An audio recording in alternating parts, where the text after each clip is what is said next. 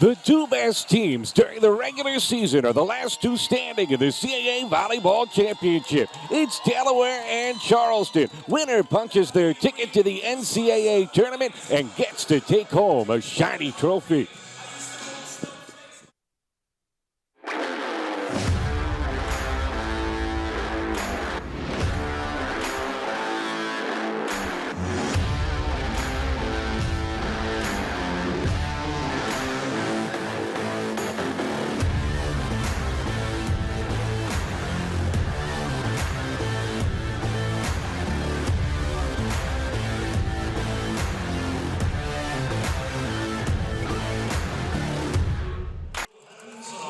And hi, everybody. I'm Matt Janice alongside Monica Moore. So excited to be here as we decide a championship this afternoon. Delaware are the defending champs. Charleston, the regular season co-champs alongside the Blue Hens. Both teams needed 4 sets to reach this championship match yesterday, although the path a little bit rockier for the Blue Hens. That's right. The Blue Hens in set 1 against Towson, they struggled a little bit in the serve receive, but they cleaned that up. That is what experience can do on the back line. Defensively, they were able to stop a lot of what Towson was doing. That was a big reason they won. Meanwhile, the College of Charleston came out absolutely on fire. I think they shocked Hofstra in the first set. Hofstra recovered just a little bit, but Charleston has so much power on that front line. Their blocking presence was the story of the match. Both teams went 15-3 in conference play during the regular season. Let's take a look at our players to watch, starting with Delaware's fifth-year senior, Savannah Siemens. I thought she was absolutely tremendous yesterday. She does it all out on the floor, and she was one of the players I was thinking about in terms of the serve receive, in terms of the big numbers on the digs, but she can be counted on for offense, for a strong serve, and Matt, her leadership is off the charts for the Blue Hens. Kim Lambert saying you can't do more than what Savannah Siemens does and has done over the course of her collegiate career. On the other side for College of Charleston, Hannah Scott does a little bit of everything for the Cougars. The youngster was very impressive to me yesterday in the semifinal. She's only a sophomore, 37 assists, 14 digs, and she is strong along the net as well. She's a big part of the blocking that the College of Charleston does. She did a great job getting all of her hitters involved. She's also a strong leader out on the floor, and the Cougars are going to need a very big game from Hannah Scott.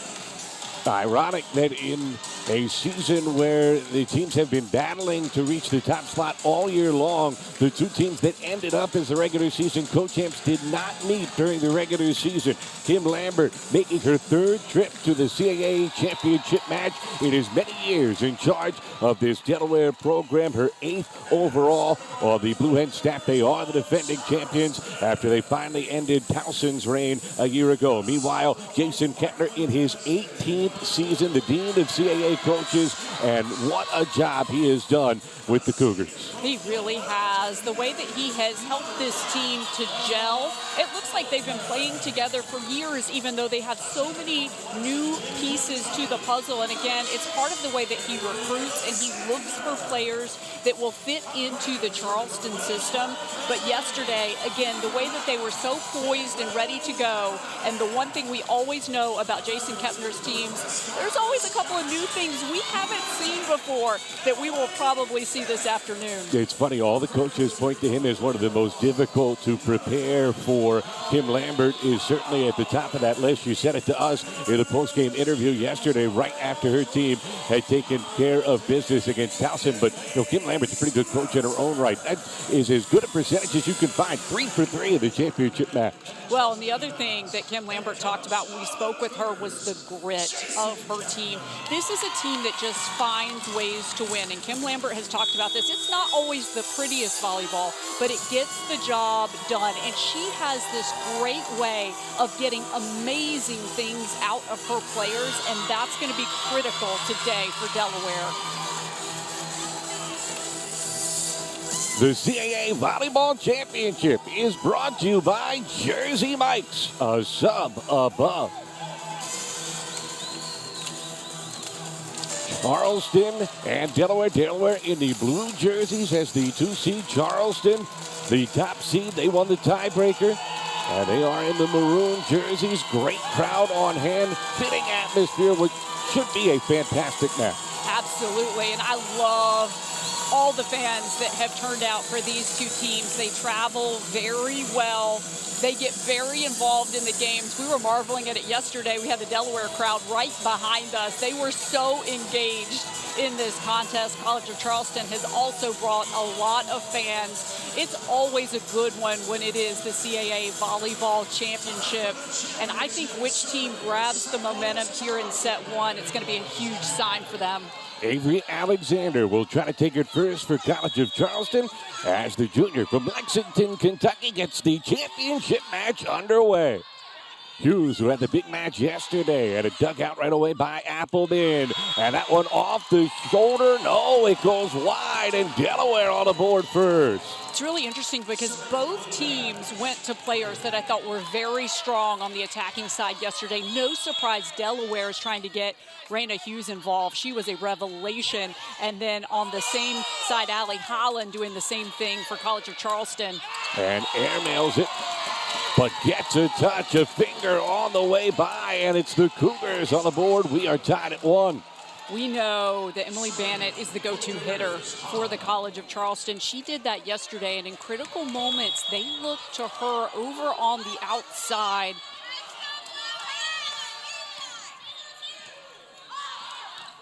Rogers comes swooping in. Wynn has to send it over. Allows Charleston to go to work and looking for the line, but unable to find it was Caitlin Callahan. Both teams just a tad off in the early going. And Callahan was trying to be aggressive. I think she was going for that big moment down the line, trying to get past the defense. It was a good decision by Hannah Scott on that set. College of Charleston just couldn't keep it in the floor. So now Hannah Wright rotates on to serve, the Delaware native senior for the Blue Hens. A good one, but handled nicely by Bannett. She will have to send it over, giving Delaware the opportunity to go to work. Johnson near the net has it sent back. Another block, but it goes wide, and Delaware takes the point. Delaware so far is doing a nice job really trying to understand where these blocks are. That was the biggest lesson I'm sure they took away from watching College of Charleston play yesterday, as the blocking presence is so strong. You have to be intentional when you hit the ball to try to avoid the block. 14 they had in that semifinal win against Hofstra. Here's Siemens from off the net. There was Appleman. Bannett along the far side, and Delaware gets another point. The net fault, giving the Blue Hens a 3-point lead. This is a fantastic start for Delaware. I think they learned some lessons from their start yesterday. They wanted to be completely locked in today because they knew they could not come out flat against the College of Charleston. Beautiful serve from Wright, but even better work from Alexander to keep it up. Rogers sets Siemens. It's dug out by Smeltzer. And Bannett a good job to go get it. Awkward angle, and Scott could not keep it inside the antenna, and a strong start for Delaware. Delaware is doing such a good job working the ball around. We knew that Lily Rogers was going to be a big factor today, and so far her decision-making in terms of where she's sending the ball, getting different hitters involved, really like what we're seeing out of Rogers. Scott tried to catch him napping, but the double contact in Delaware racks up another point. Blue Hens by 5 and an early timeout for Jason Kepner.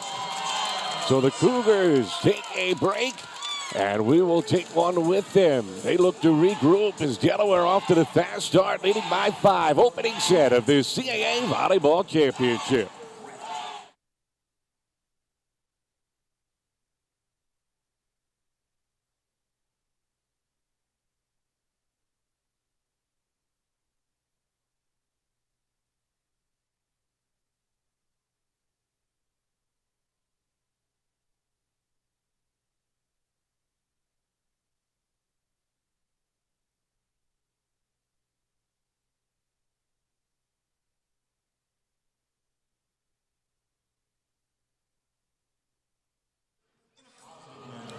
Kim Lambert and the Delaware Blue Hens leading College of Charleston 6-1 in this opening set.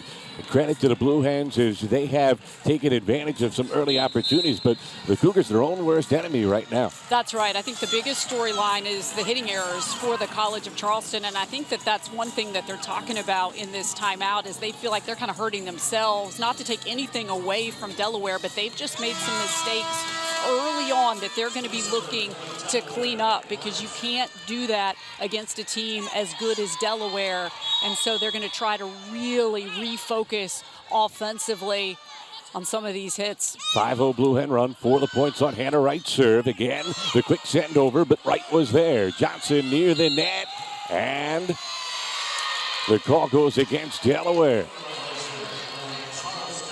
So a center line violation of the side out to the Cougars.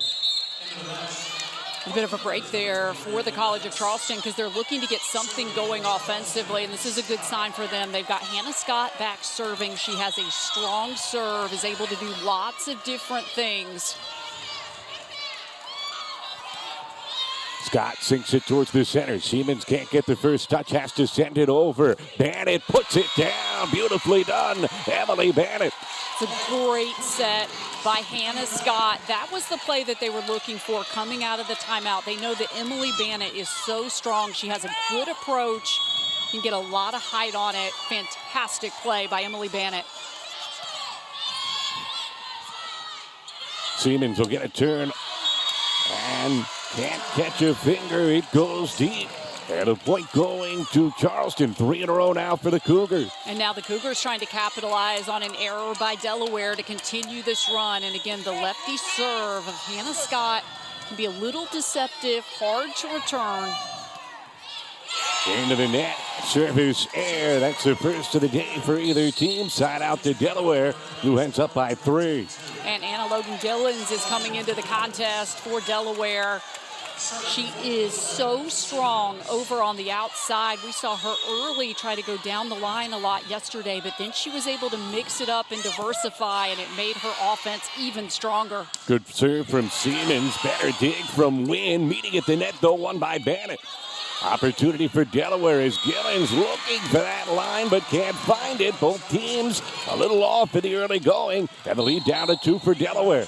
Perhaps a little bit of nerves, trying to do a little bit too much here in set 1, understanding how important it is to try to win this first set. I got to give some of the credit to both of these defenses as well. 2 of the best in the CAA. Charleston's one of the best in the country. Rogers able to get just enough near the net, and Delaware gets the service back, up by 3. Lily Rogers is such an athletic setter. She's played so many different positions during her career at Delaware, and that's one reason why, depending on the moment, she can come up with the right thing to do. And Johnson delivers the ace for Delaware. I love this response by Delaware. Looked like Charleston was going to try to grab some of the momentum back, and you get an extremely strong serve from Kira Johnson. 5th-year senior, started her career at Virginia Tech, spent 1 season there, the last 4, a mainstay for Delaware. Blocked near the net from Rogers. Another opportunity. They go right back to Deanna Dollar. Siemens was able to dig it out, and then Whitfield Moss in the middle. And once again, Lily Rogers did not have a lot of options there. That was a tight set to have to execute. She really needed to go middle. That was so well done by Lily Rogers, who is becoming a massive factor here in set 1. Again, an excellent serve for Johnson and an easy put away consequently for Gillens. Kira Johnson is serving the ball very aggressively. Charleston struggling in the serve receive, and it's led to a big 4-0 scoring run for the Blue Hens. We're going to get a challenge call here. So challenge that it was a net fault against the Blue Hens from Jason Kettner in his 18th season in charge of this Cougar program. And we saw an early challenge in last night's match as well. Don Meadow was up off the bench right away. So a little bit of a gamble this soon, but he seemed certain of what he saw and immediately grabbing that call. I think just watching the body language of Jason Kepner, he feels so strongly about this that it's worth the risk. Don Metal, of course, was not successful on that first challenge call, and Towson ended up not having challenges down the stretch, which was a small factor. I don't think it was a major factor for the Tigers in that contest. But again, Jason Kepner, he had a challenge yesterday that he equally felt so decisively about it, and he was successful on that call. Meanwhile, for Delaware, I think that Lily Rogers, the box score does not quantify everything she's doing out on the floor right now. The blocking presence that she provides, she is such a strong jumper. She times those blocks so well.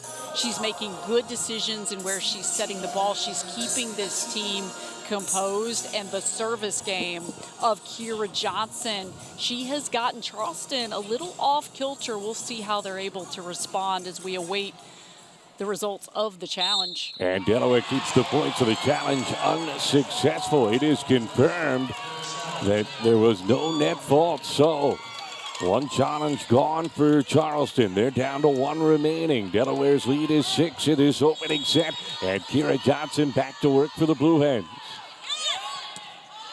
4 in a row for Delaware, looking to stem the tide. Dykes couldn't get it down. Whitfield Moss, another try, fights it through Scott, and that's 5 in a row for UD. And another beautiful set in the finish. Janae Whitfield Moss, take a look at the back set, the right amount of height, great timing as Whitfield Moss comes up massive. Well-handled serve, opportunity at the net, and Dollar getting enough. What a weekend it has been for Deanna Dollar. Deanna Dollar, we were told, getting her first few blocks yesterday for the College of Charleston. She was a big hitting option in clutch moments for the Cougars. They would love to get her going offensively as just another component of the offense. Getting more time due to the injury to Anna Smith, who's over on crutches on the Charleston sideline. Logans keeps that one in play. Siemens has to send it over, though. Opportunity for the Cougars. They set the center and taking advantage. Allie Holland. I feel like Allie Holland was just waiting for another opportunity after she missed the first one that she got. That's a big play by Allie Holland, who is experienced and understands where she needs to place the ball on the floor. Her head coach Jason Kettner calls her maybe the most underrated player in the CAA. Backline from Siemens, a miss hit, but a good dig from Scott as she staggered underneath Dykes, and it fought off by Siemens. Great hustle from Wynn, and then Wright sends it over. They come near side to Dykes, touch play. Wynn got a piece, but Delaware couldn't get it over. Good stick-to-itiveness from Emily Dykes overwhelms the effort of Cadence Wynn. Emily Dykes just adds an extra component for the College of Charleston. She was injured a bit yesterday, had to step away. It was huge for the College of Charleston that they were able to have her come back. Smeltzer, good serve. Wright was able to handle it, but then there's the block. Holland, the brick wall at the net, and that's what the Cougars do best. And now it's Kim Lambert's turn to take a timeout and try to regroup after 3 in a row for Charleston. And they're back within 3. And what's interesting is that's their first block of the contest after we saw them in double digits yesterday in blocking. That was the X factor for the College of Charleston, and they have not been able to get that component of their defense going today. That is a big play for Allie Holland alongside Emily Dykes. And that's a momentum play. We'll see if that shifts some things in the College of Charleston's favor, because when they are blocking really well, it's difficult to beat the Cougars. And they do it so often. That's the 324th of the season, setting the program's all-time record. The Cougars finished the regular season 6th in the country with 93 solo blocks. They were 4th in the country in total blocks. And the Cougars carried that defense into their postseason opener yesterday, where we mentioned they stymied Hofstra's front line, 14 denials at the net. And they live in the film room. Great feel for the team's tendencies. They're unselfish, but as Jason Kettner also pointed out, they're also really big and really athletic. It's hard to coach that, and he's got kids that buy in and have the ability. That's a great combination. When you see it's really paid off for the College of Charleston this year. And I think the one thing that was the question mark is how they would gel together and the chemistry they would develop, and they have accomplished it. Win again, hitting the deck to keep one up, and then Logan's got just enough to get it through the blocking try, and Delaware gets the side out. She got off to a little bit of a slow start yesterday. She is really looking today to change that. She's had a couple of big plays here in set one and has been a fantastic option on the outside. Anna Logan Gillens. The sky is the limit, in the words of her coaching staff, for what she'll be able to do. Only a sophomore. Meanwhile, the steady grad senior, Allie Holland, comes through again. Jason Kepner has talked so much about the leadership that she brings to this team. She's the rock out on the floor. They go to her and Emily Bannett in those big moments. And Allie Holland has come up big time and time again all season long.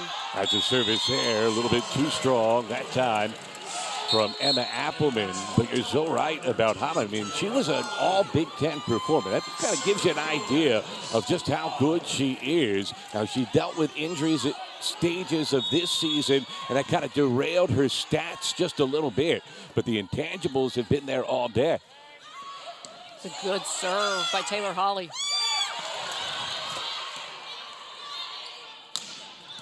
Holland able to dig that one out on Dollar. Siemens got it through the block, and Delaware racks up another point. I think when it comes to championship time, Savannah Siemens is the X factor. That's why she was our player to watch. She comes up with big plays. She's so steady. She's so reliable. Her defense is absolutely fantastic. She is the complete player.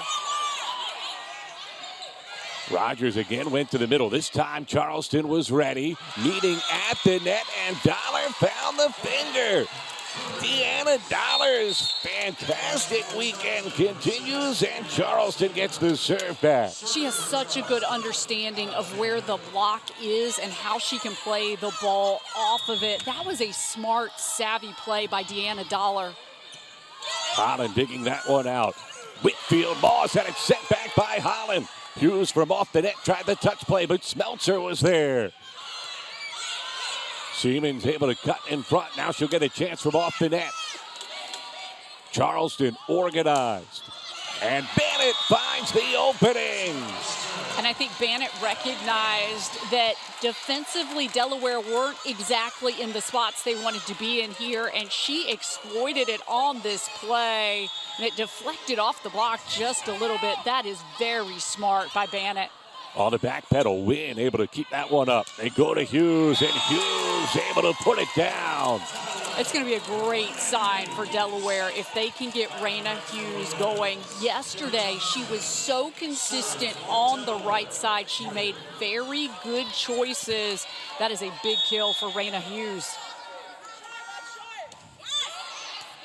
Bannett couldn't control the first touch. Good job on the scramble, though, to keep that one up by the Cougars. Delaware back to the attack. Hughes another opportunity, and the block goes wide. Another point for the Blue Hens. They open up a 5-point advantage. Raina Hughes is just playing with more and more confidence for Delaware. And you can tell Lily Rogers is very confident setting her because Hughes is making smart choices. Bannett near the net. Beautifully done. Emily Bannett.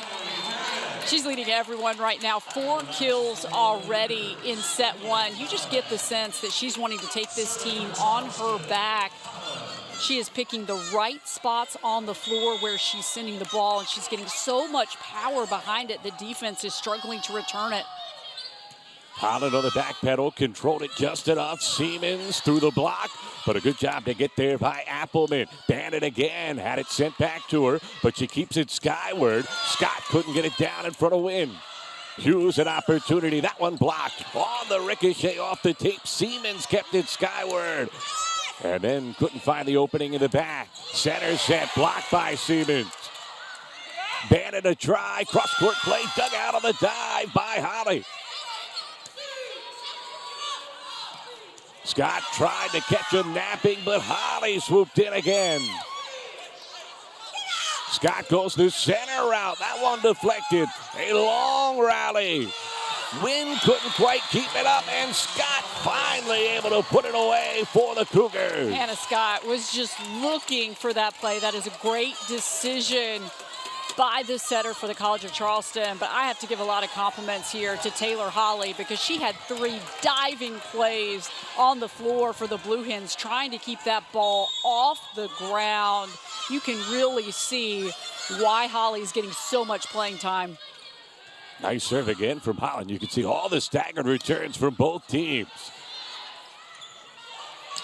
Bannett fought it through the block. Beautifully done. It's just so much power right now for Emily Bannett. She's hitting 40% in this contest, 5 of 10. So reliable, so steady. And again, you just see her intensity and her energy. Cougars were down by as many as 6. A 3-0 run here. They're within 2. Hughes near the net. Another block for Charleston. Hughes another try. Awkward angle, and Scott was there. Bannett as they feed the hot hand. But Wynn doing yeoman's work defensively.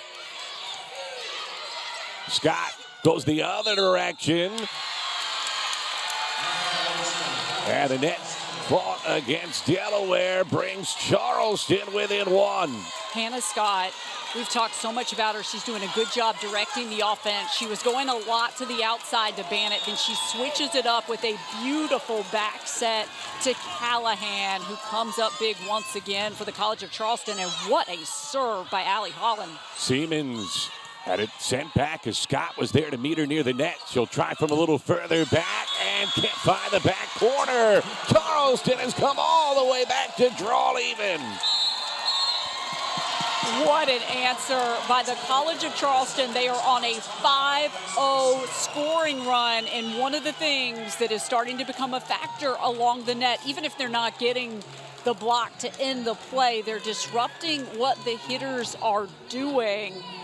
And I think for the College of Charleston right now, they're looking so much more like what we saw in set 1 yesterday. It took them maybe a little longer to settle in this afternoon, but they're getting that presence on the front row from Allie Holland. She's serving the ball really well. Hannah Scott's making good decisions. Emily Bannett is looking to carry this team. And then they're getting those plays from players like Emily Dykes and Deanna Dollar and Caitlin Callahan. There are so many options on the floor for the College of Charleston. And remember how far underwater Charleston was to get the match started. Their hitting percentage, it won't overwhelm you, but it's at 206. Considering the fact that one stage it was well in the negative, that's pretty good for the Cougars, and the resilience of this group on full display. But again, the defense for the Cougars, 18 times this year they've held opponents to under 170 hitting, and Delaware's at just 129. And I think you have to go back to that timeout that was called by Jason Kepner. It just changed this contest. He understands his team. He understands the flow of the game, and that was a difference maker for the Cougars. So now it's Holland serving for the lead here for Charleston. As we grow late into this opening set, Rogers goes the middle. Johnson couldn't put it away. Great work from Appleman. Win there for Delaware. Siemens, a powerful swing, but an even better dig from Holland. Johnson says, dig that, and Delaware back up by 1. I love the power that Delaware was looking for, because even though that first ball was returned, there was a lot of power on it, and I think it set things up nicely for Kira Johnson to get the kill from the middle. Great response by Delaware. First team All-CAA selection after Kim Lambert said first couple years with the Blue Hens, one of the more underrated players in the league. That is a tad deep as Bannett couldn't find a finger for the blockers, and Delaware back up a deuce. And you could tell from the expression on her face, she knew it had not been touched, and she was not expecting for that call to go in Charleston's favor. This is a good response by Delaware. We were just crediting the College of Charleston for their ability to get back into this contest. They have been able to do a much better job from a hitting perspective. They're starting to get a little more of the defense going.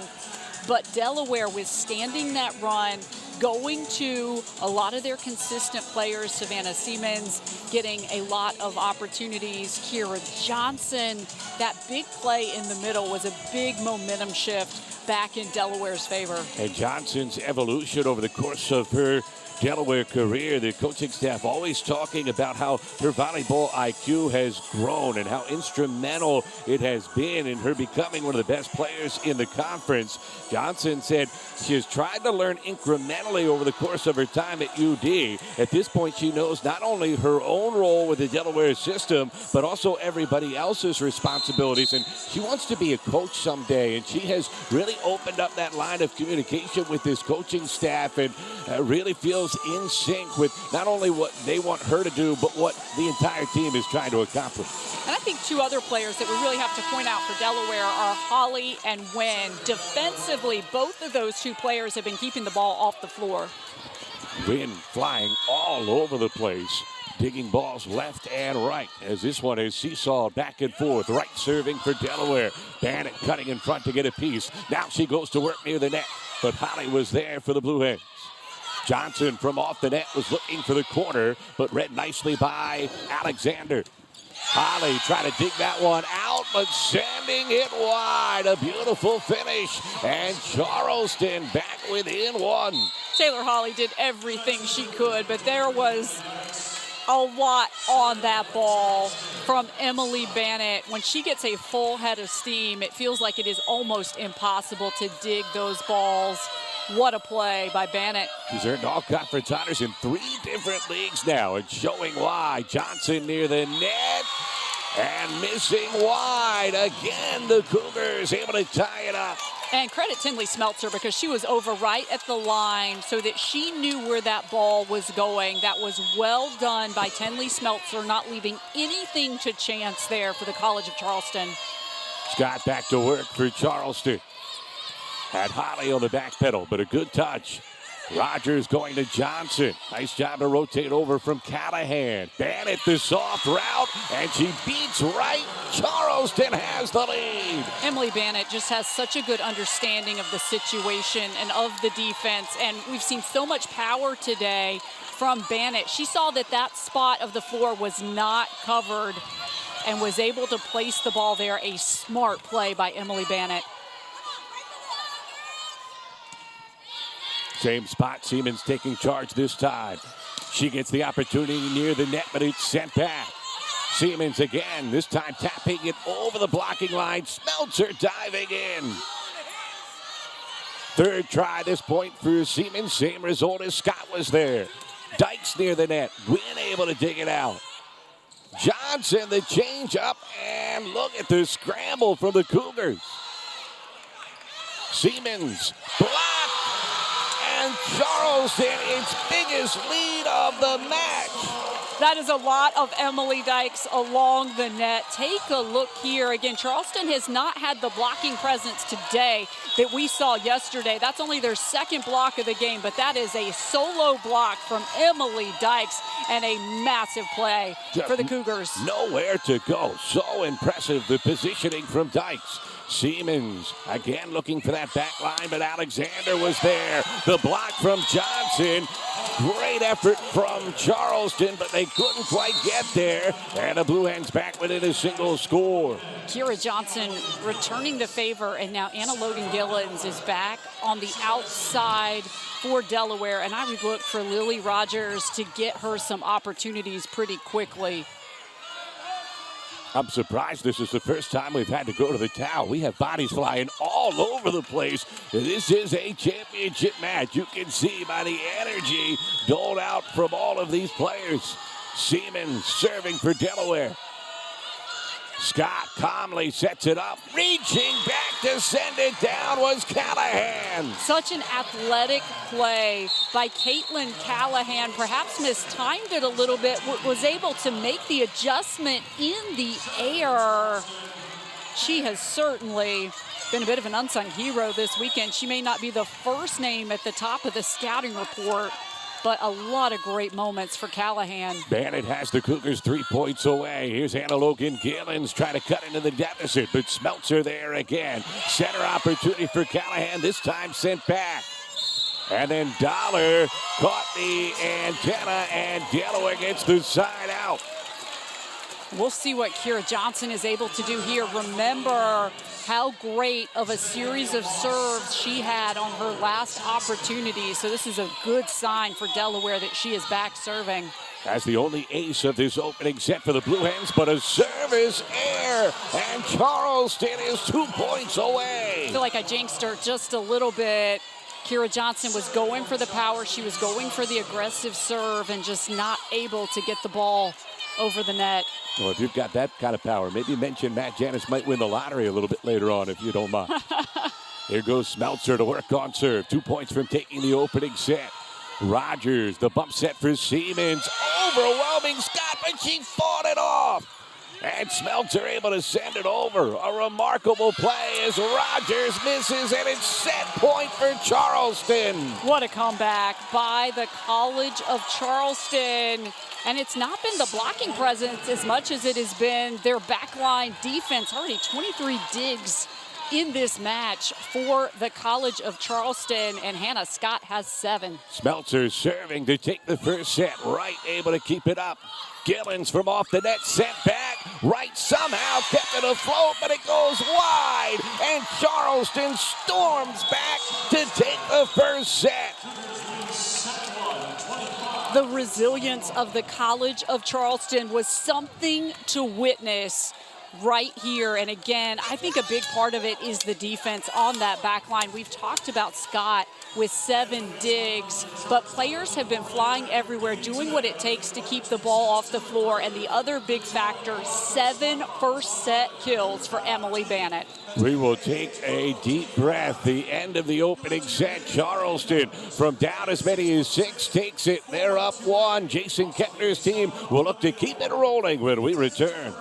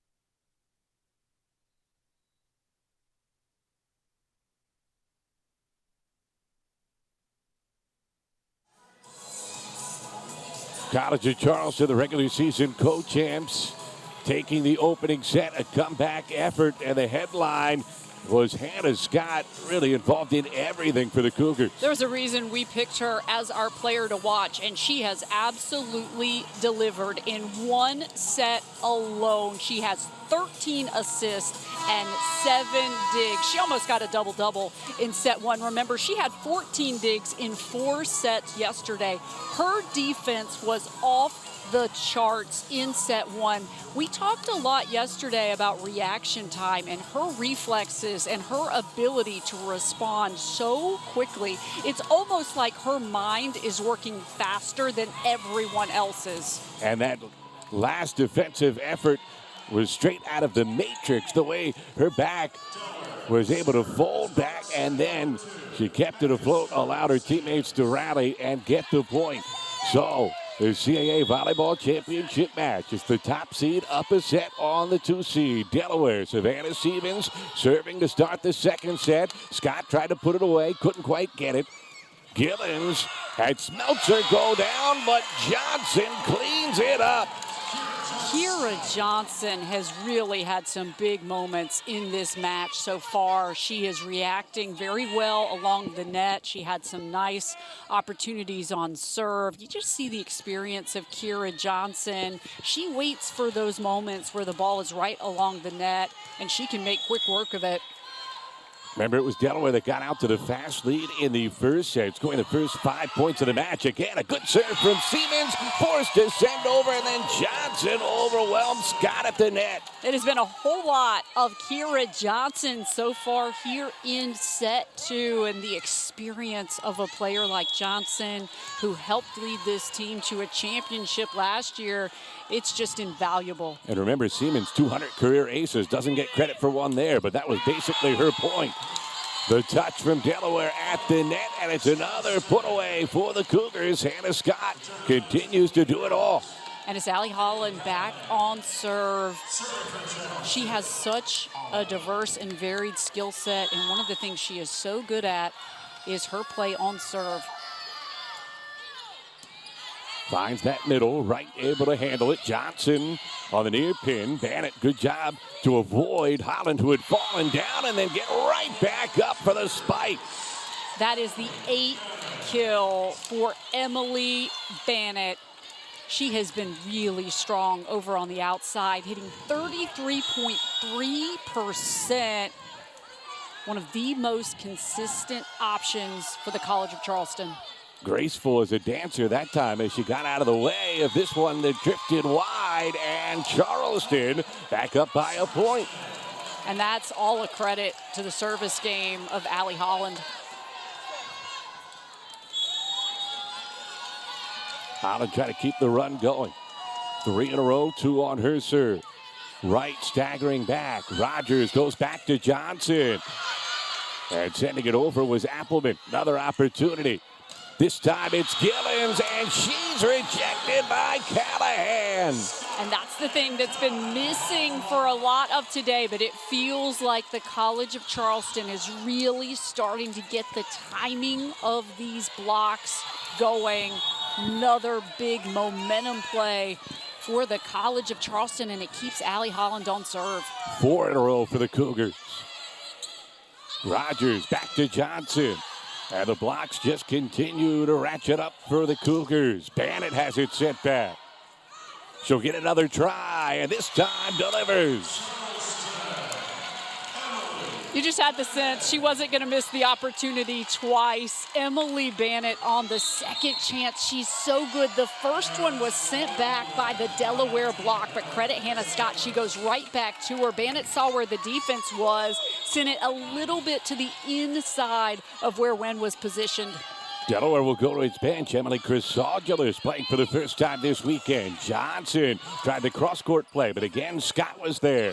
Bannett looking for the opening. Chrysogelis immediately gets herself involved, and Siemens finds the center.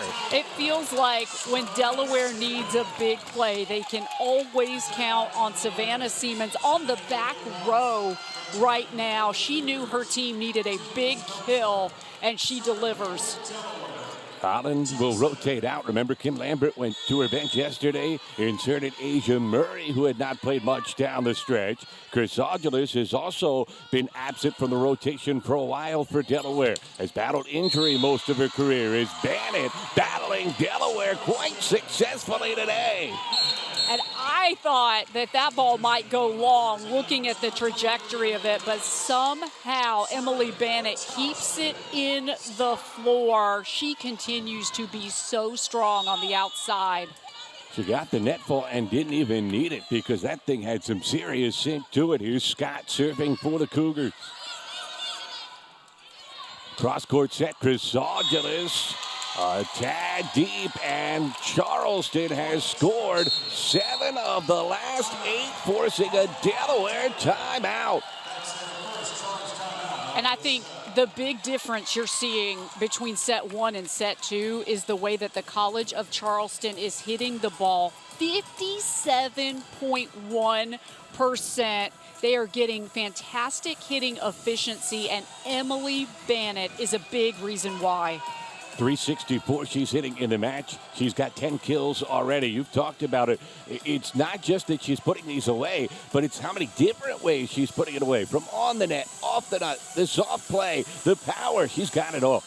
She really has, and it is such a luxury to have her on the outside. She's so experienced. You see her out on the floor. The minute she makes a big play, she's around talking to all the players, getting them amped up, getting them locked in. She's not thinking about her stats or what she's doing out on the floor. She's thinking about her teammates, trying to get everyone rallied. She keeps everyone on the same page, and you always see a smile on her face.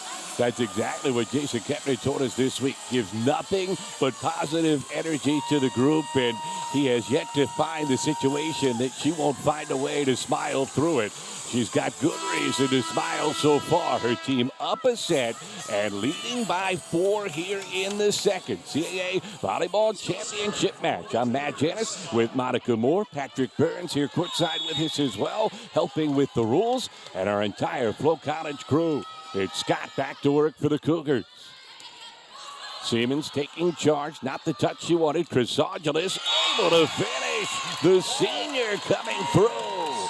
We talked a lot about this yesterday. Kim Lambert always has some tricks up her sleeve as well. You never know whose number she's going to call based on what she's seeing in practice, what she knows about the matchup, and who she thinks can be very impactful out on the floor. Suffered a major injury early in her career. Did Chrysogelis. Is Rogers able to use the tape, but Charleston sticks with it.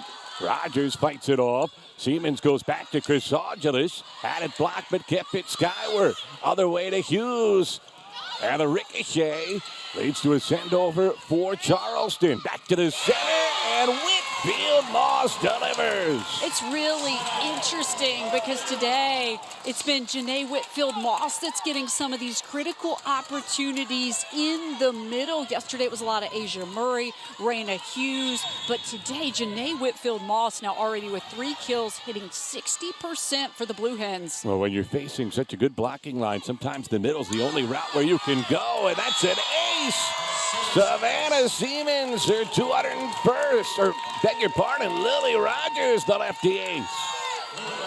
Lily Rogers is another really strong serving option. She can do different things with the serve. It can be deceptive and hard to receive. Fantastic play by Lily Rogers. You mentioned the evolution of that serve and the motion when she gets going. Look out, another good one. Bannett has to send it over.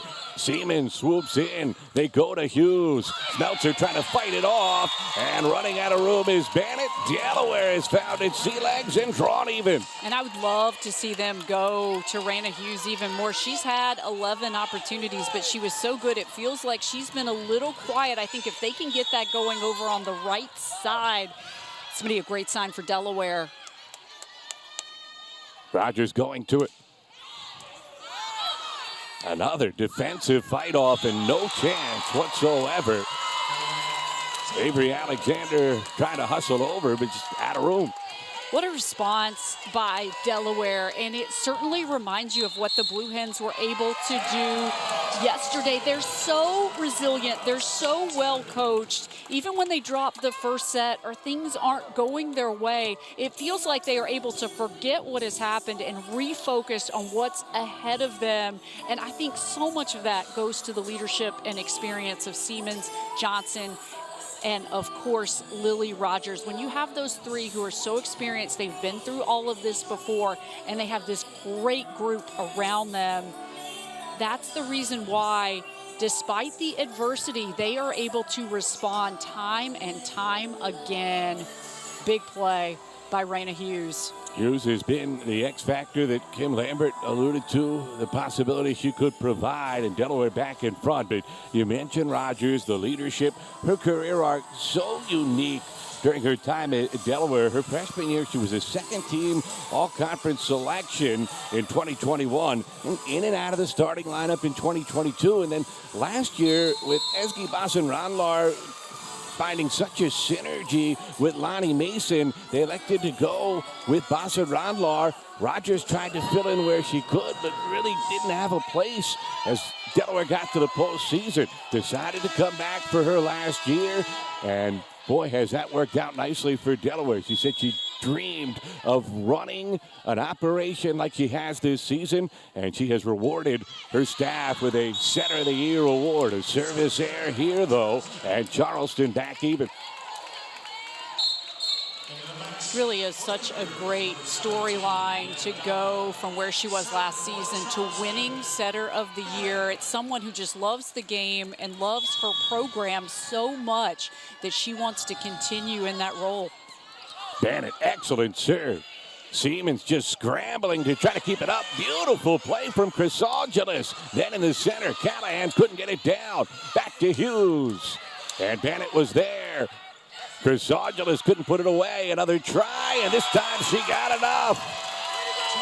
She has been an infusion of energy for Delaware. And again, I love how Kim Lambert can just call the number of a player off her bench and bring them in, and good things happen. Emily Chrysogelis has been fantastic today. Delaware by one. Excellent serve from Chrysogelis. Better return, though, from Bennett. And then Dollar fighting it through Hughes. Come tournament time, you have to have players like Deanna Dollar who just up the level of play, even from what we have seen in the regular season. And she has absolutely been that for the College of Charleston. This is only her 10th career match. Took a medical red shirt last year, only played 8 times during the regular season, taking center stage, though, when it matters most. Siemens could not get that one down as Scott was there. Dykes near the net. Block goes wide. Beautifully done from Dykes, the grad senior transfer out of Northern Illinois. Her second kill of the game to go along with 2 digs and 3 massive blocks. Very good production out of Emily Dykes. Smeltzer with Charleston up by 1. Chrysogelis, a defensive return. So Wynn has to send it over. Scott goes to the far side. Dykes another big swing. To the middle, Whitfield Moss off the block. Try of Holland, and Delaware ties it back up. Janae Whitfield Moss has brought the energy today. She's known for her personality and bringing the fire, and she is doing that for Delaware. I love what we're seeing out of Janae Whitfield Moss. And now Cadence Wynn.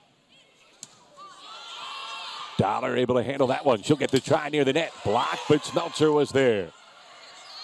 The other direction. Dykes had it ricochet near the net. Rogers goes to Johnson in the middle. Johnson finds the end line. Delaware regains the lead. Lily Rogers is doing such a good job using her middles today. Whether it's Kira Johnson, whether it's Janae Whitfield Moss, she's setting them up really well. Wynn back to work. Dykes off a fingertip. Chrysogelis there. Johnson another opportunity and got through that one a little too well as she yanked it wide, the side out to Charleston. I still like the idea to go right back to her because, again, the middle has been where a lot of the offense is coming from. Emma Appleman into the net, service air, 3rd of the match for Charleston, and Delaware back up by 1. Great sign for Delaware. They're going to bring in Hannah Wright to serve. She had some fantastic serves yesterday, which is what we have come to expect from Hannah Wright. Sparked a 6-0 run almost single-handedly as she had Towson off balance. That's a beauty, but even better done from Bennett to get it up, and then the put away from Dollar. Deanna Dollar once again answering the call. 4 of 10, hitting the ball extremely efficiently. What a storyline she has been for Charleston over the past 2 days. You just never know who it's going to be. Your heart breaks for Anna Smith, who's out with the injury, but all the credit to Deanna Dollar for making the most of her opportunity. On the back pedal, Alexander did a good job to fight that one off and then ban it yet again. That is her 11th kill of the afternoon. And again, the height she gets on her approach. Take a look here. Just a massive swing across her body. Feet were almost up near the bottom of the tape. Siemens can't get that one returned. The ace. Avery Alexander coming through. Avery Alexander is another one who's very unsung for Charleston, but I think between yesterday and today has been strong on serve and defensively.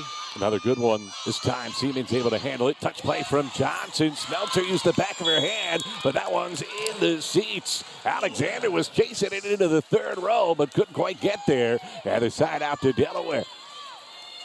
You love how much all the players on the floor want this. You always see them wanting to dive into the stands. They know they can't. They can't risk the injury, but you just see it on their face.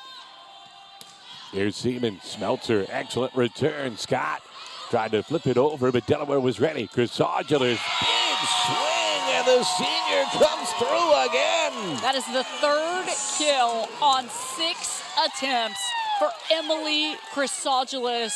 You love this for any player, but for a player in her senior season to have the performance she is having today has been fun to see. Too deep from Siemens. Service there. Side out to Charleston. And it's the Cougars back in front. So now each team with 3. Each team with service errors, I think, in moments where they wish they had not given up the point. And now Allie Holland's turn. Had a big run. Really kind of turned that first set around. Right, backpedaling, but got it. Johnson from off the net. Beautifully placed from Kira Johnson. Today has been her day. She is leading all of the Blue Hens. 7 kills, an ace, a block. That's a big one in a tough to return spot on the floor for Kira Johnson. Higher volume than normal. Johnson known more for her efficiency. In fact, she's hitting .350 during Delaware's 11-match winning streak. Ban it again. Talk about efficiency. No one more efficient with the number of opportunities that they have gotten than Emily Bannett. She is the go-to hitter for the College of Charleston, 41.7%. Wright goes down to get that one. A near collision from Delaware. Chrysogelis had it blocked as Callahan was up there. They go to her in the middle, and she eats up Wright. You can absolutely see why she is all-league first team. Monster play out of Caitlin Callahan. Her blocking and her energy along the net have been critical all season long for the Cougars. Delaware really needs a point here. They go to Whitfield Moss. Diving dig with one arm from Alexander. Still opportunity for Delaware. Right back to Whitfield Moss, but she missed it. Wright came in to send it over. Bannett trying to take advantage, but Siemens was there. Chrysogelis, another opportunity, airmails it, but it was touched at the net, and Delaware gets the side out back.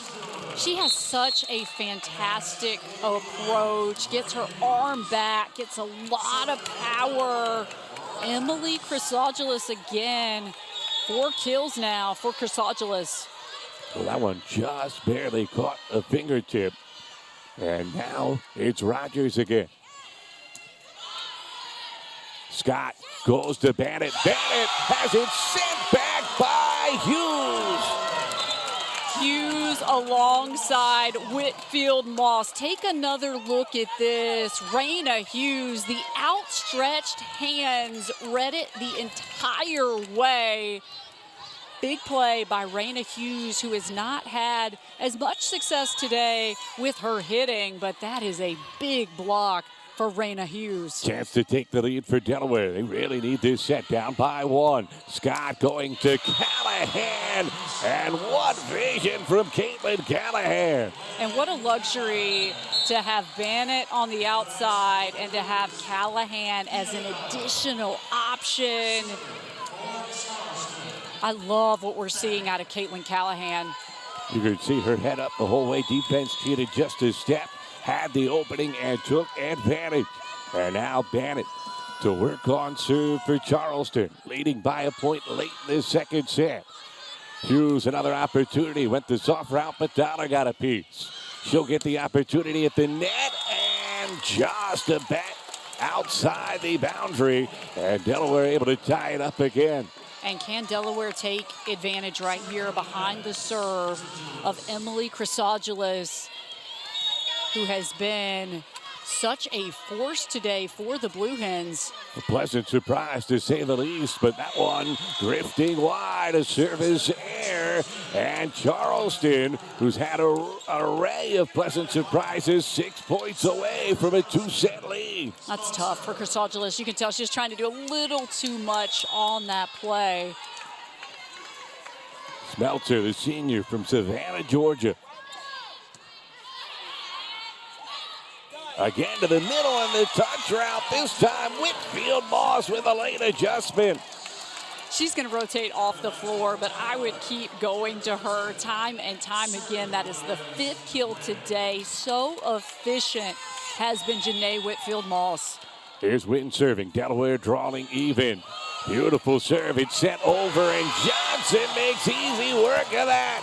That was a gift for Kira Johnson. How many times today has she done that? She really benefits off the strong serve, and Delaware retakes the lead. This is exactly the championship final that we were expecting between these two teams. They're evenly matched. They're so well coached, and you see all the talent on the floor. They're very balanced and very deep. And when you're facing great defenses, especially blockers like both of these teams have, sometimes you're going to have to probe the middle. That's exactly what both of these teams have been able to do today. Today, Whitfield Moss and Kira Johnson have been finishing in the center for Delaware. Meanwhile, Caitlin Callahan, you mentioned it, her ability to convert in the middle of the floor. And as Jason Kepner said this week, she's been one of the biggest surprises on the team. The coaches knew she was really good from playing against her in the league when she came over from UNCW. But they didn't realize she was this good or that she was going to be able to acclimate herself to the Cougars' culture and system as quickly as she has. The way they got her, because Jason Kepner said, we're looking for someone who we can go to in the center consistently. That's the key to a well-balanced attack.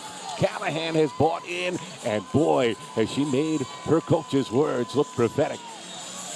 And she really benefits from how strong Hannah Scott is in terms of the delivery of the ball. The chemistry that they have developed between the two of them has been a big reason that Charleston is finding that success. And all the presence that Emily Dykes has and the defensive attention that she draws. Dykes will get a try here. Wynn able to fight it off. And Chrysogelis keeps it in play. A forced send over, though, from Rogers. Misplay. Johnson can't take care of it. But Scott couldn't work her magic this time as it drifts wide. And it certainly feels like a 2-point lead is a big one in a set like this. A big play for Delaware. And now Cadence Wynn serving. Monica, if Scott kept that one in, I was going to ask if she had a vertebrae. I'm starting to wonder. She sets up Dollar. And that one caught the antenna. Delaware by 3. 3 points away from drawing even in the match. And give a lot of credit to the blocking presence of Raina Hughes right there. Perhaps making Dollar readjust a bit on that play.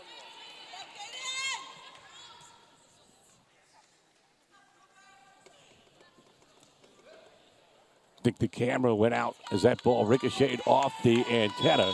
So both coaches being told when to go to work. Dollar able to control it just enough, but a center line violation called against Hannah Scott. She can't believe it. But remember, Charleston's down to 1 challenge. Emily Bannett over talking with the official. You see Jason Kepner on your screen. He does not agree with the call. Well, actually, an illegal attack was the call. I beg your pardon. Remember, if you're coming from the back line, you have to be a certain distance from the net to play the ball. So it'll be Wynn. Bandit able to handle that one. Delaware 2 points away from taking the set. Dykes got a good swing on that one. It allows Holland to go to work with the block from Johnson, and it's set point for Delaware. Kira Johnson has been the player of the match so far for Delaware. Coming up time and time again, double digits in kills is Kira Johnson. Huge opportunity here for the Blue Hens. Good serve from Wynn. Dollar fights it off. Holland gets it down. And Charleston fights off one. They need 4 more. That is a clutch play out of Allie Holland. And you almost felt like they were going to go to her because of the experience that she brings on that front row. Great decision by Hannah Scott. Emma Appleman serving to stay in the set. It's a good one, and Dollar puts it away. Credit though the serve, Emma Appleman. Charleston responding to some adversity here. Still have to fight off 3 more. See if Appleman can keep stringing them together. It's an ace. This is one of the things that she brings in terms of the serve. There's no surprise that Kimberly Lambert is going to call timeout right here to try to break this serve, to settle her team down, to make some adjustments here on the serve receive. Credit Appleman because she has come up big for Charleston. And credit the chess match from both of these coaches. Kim Lambert going to Chrysogilus. She provides a spark, making some plays near the net, but remember, has not gotten a ton of reps, especially the second half of conference play, and Charleston recognizing and trying to force her to return serve. They went after her twice in a row, and Emma Appleman able to make good swings and take advantage, and that forces this timeout from Kim Lambert. You expect nothing less from these two coaches, right? That's right. We knew both of them would be ready. I kind of laughed a little bit when we were talking with Kimberly Lambert about what she was going to be focusing on and coming into this game, and she was just admitting to the fact that her team is going to have to rely on what's gotten them here, that gritty play, that will to keep the ball off the floor. I mean, that's a lot more than just X's and O's. That's players who have the want to, that desire to win. And I think last year when we saw Delaware win this tournament, it was a lot of that grit and that fire that is becoming their identity. And today, so far, we've seen a lot of that out of the Blue Hens. So how many times have we heard coaches and players talk about how it's really easier to climb the mountain than it is to stay on top when someone's trying to knock you off your perch? That's Charleston here, trying to take down the defending champs, but it's set point for the Blue Hens. And Chrysogilus able to handle that serve. Johnson in the center, couldn't get it down. Holland along the outside, but Rogers was there. Hughes near the net, had it sent back. The scramble from Delaware, and Siemens couldn't put it away. Scott sets the middle, and Holland can't find the court. It's Delaware taking the second set.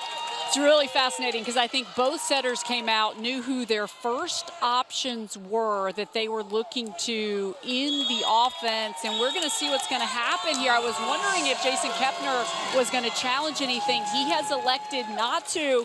So Delaware, we saw them do this yesterday. We saw them do this today.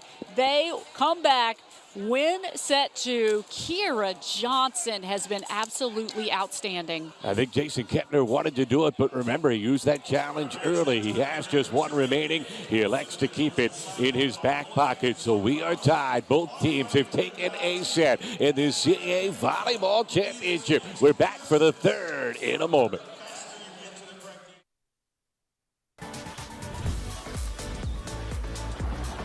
If you want to change the world, you need to change your world. Breathtaking, wave-making, comfort zone crushing, adrenaline pumping, smile-inducing, community-building, thought-altering, horizon-broadening change. Today, That's enough. tomorrow, who knows? College of Charleston. Extraordinary happens here. Bacon. Good morning, everybody. Nothing like the Jersey Mike's morning prep. The sizzling bacon, the slicing of the tomatoes, the bopping of the fresh lettuce. Danny, what are you doing up there? I've been living up here for months. Got a package from Mr. DeVito? Oh, my bacon sniffing horn. Oh, smell that bacon. Oh, wait a minute. Oh, now we're talking. Freshly prepped every morning. It's a Jersey Mike's thing, a sub above.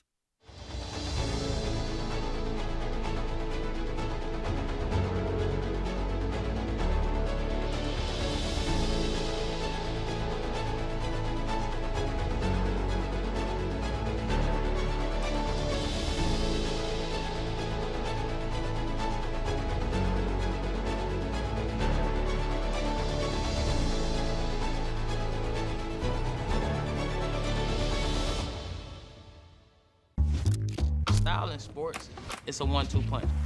Originality, that's style. Today we're going to be helping style some high schoolers. We're about to get some style in there with some student athletes. We're gonna take these kids to the next level. This is fire. You know what I mean? Something different. So the swag. Get it. Under Armour, we here, man. Style is all about a representation of yourself. If you look good, you feel good, you play good, it goes all in one.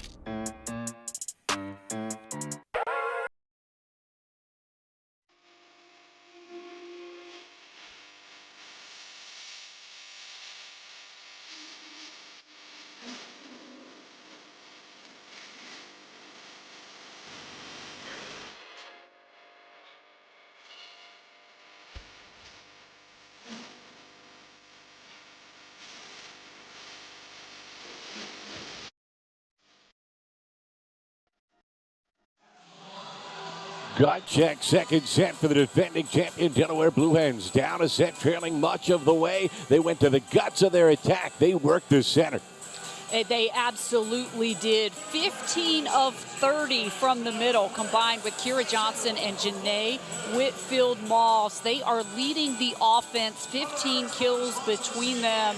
And I think the other big thing just all around, the hitting efficiency got so much better in set two. I felt like the Blue Hens locked in a little bit more. They did a great job defensively along the net. They came up with 2 big blocks, which were big momentum plays. They took advantage of some overpassing by the College of Charleston. Kira Johnson and her vision, she's seeing the floor very well right now. 10 kills for Kira Johnson. And I think on the other end, for the College of Charleston, what they're looking to do now is just regroup. They faced a little bit of adversity yesterday, and they were able to respond. So this is nothing new for the College of Charleston. We knew coming into this match that these were 2 well-coached teams. They're very experienced. They have great leadership out on the floor. This is exactly what we expected. Delaware hitting 378 in that second set. The CAA Volleyball Championship is brought to you by SoldOut.com, the official ticket resale partner of the CAA. Well, the host school Towson falling in yesterday's semifinal to these Delaware Blue Hens. It was the 4th consecutive year those programs squared off on this stage.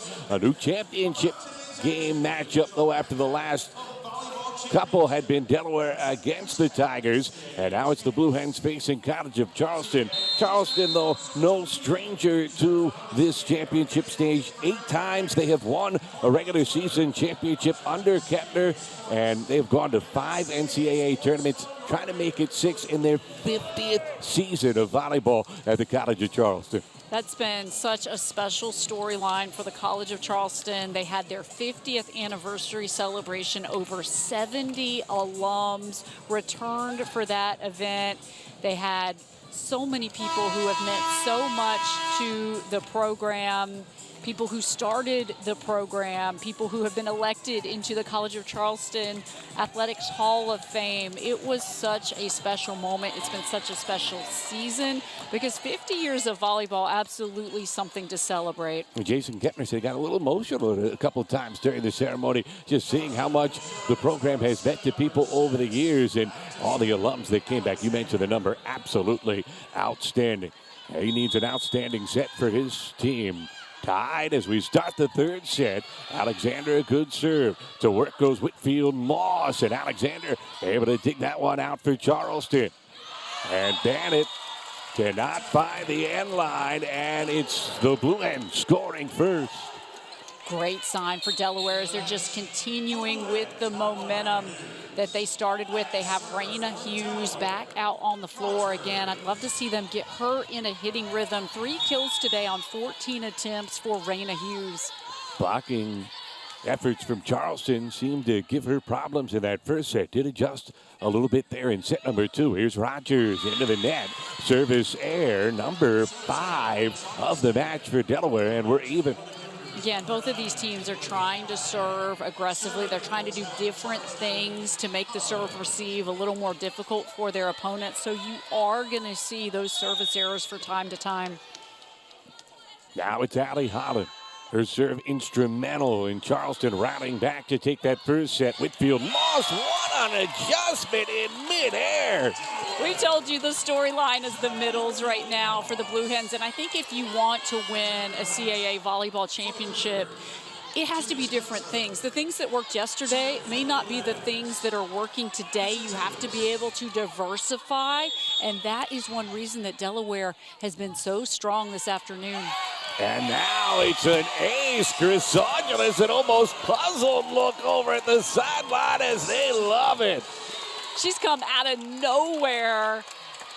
What a great surprise she has been in this game. A strong serve. She's been great on the attacking end. Service airs. That run comes to an end, but it was such an aw-shucks moment as she looked at her teammates celebrating. Now the question for the College of Charleston, can they find the answer right here? They've been looking a lot to their big players offensively in terms of Bennett, Callahan, and Dykes. Anna Scott going to work. Lefty serve. Wynn stepping up. Rogers goes to Hughes. And good work from Alexander. Bennett. 8-up win, but she at least kept it up. Opportunity to the middle. And beautiful read that time from Wynn. Siemens has to send it over. Got good sink on it. Forced to dive from Alexander. Bennett got just enough.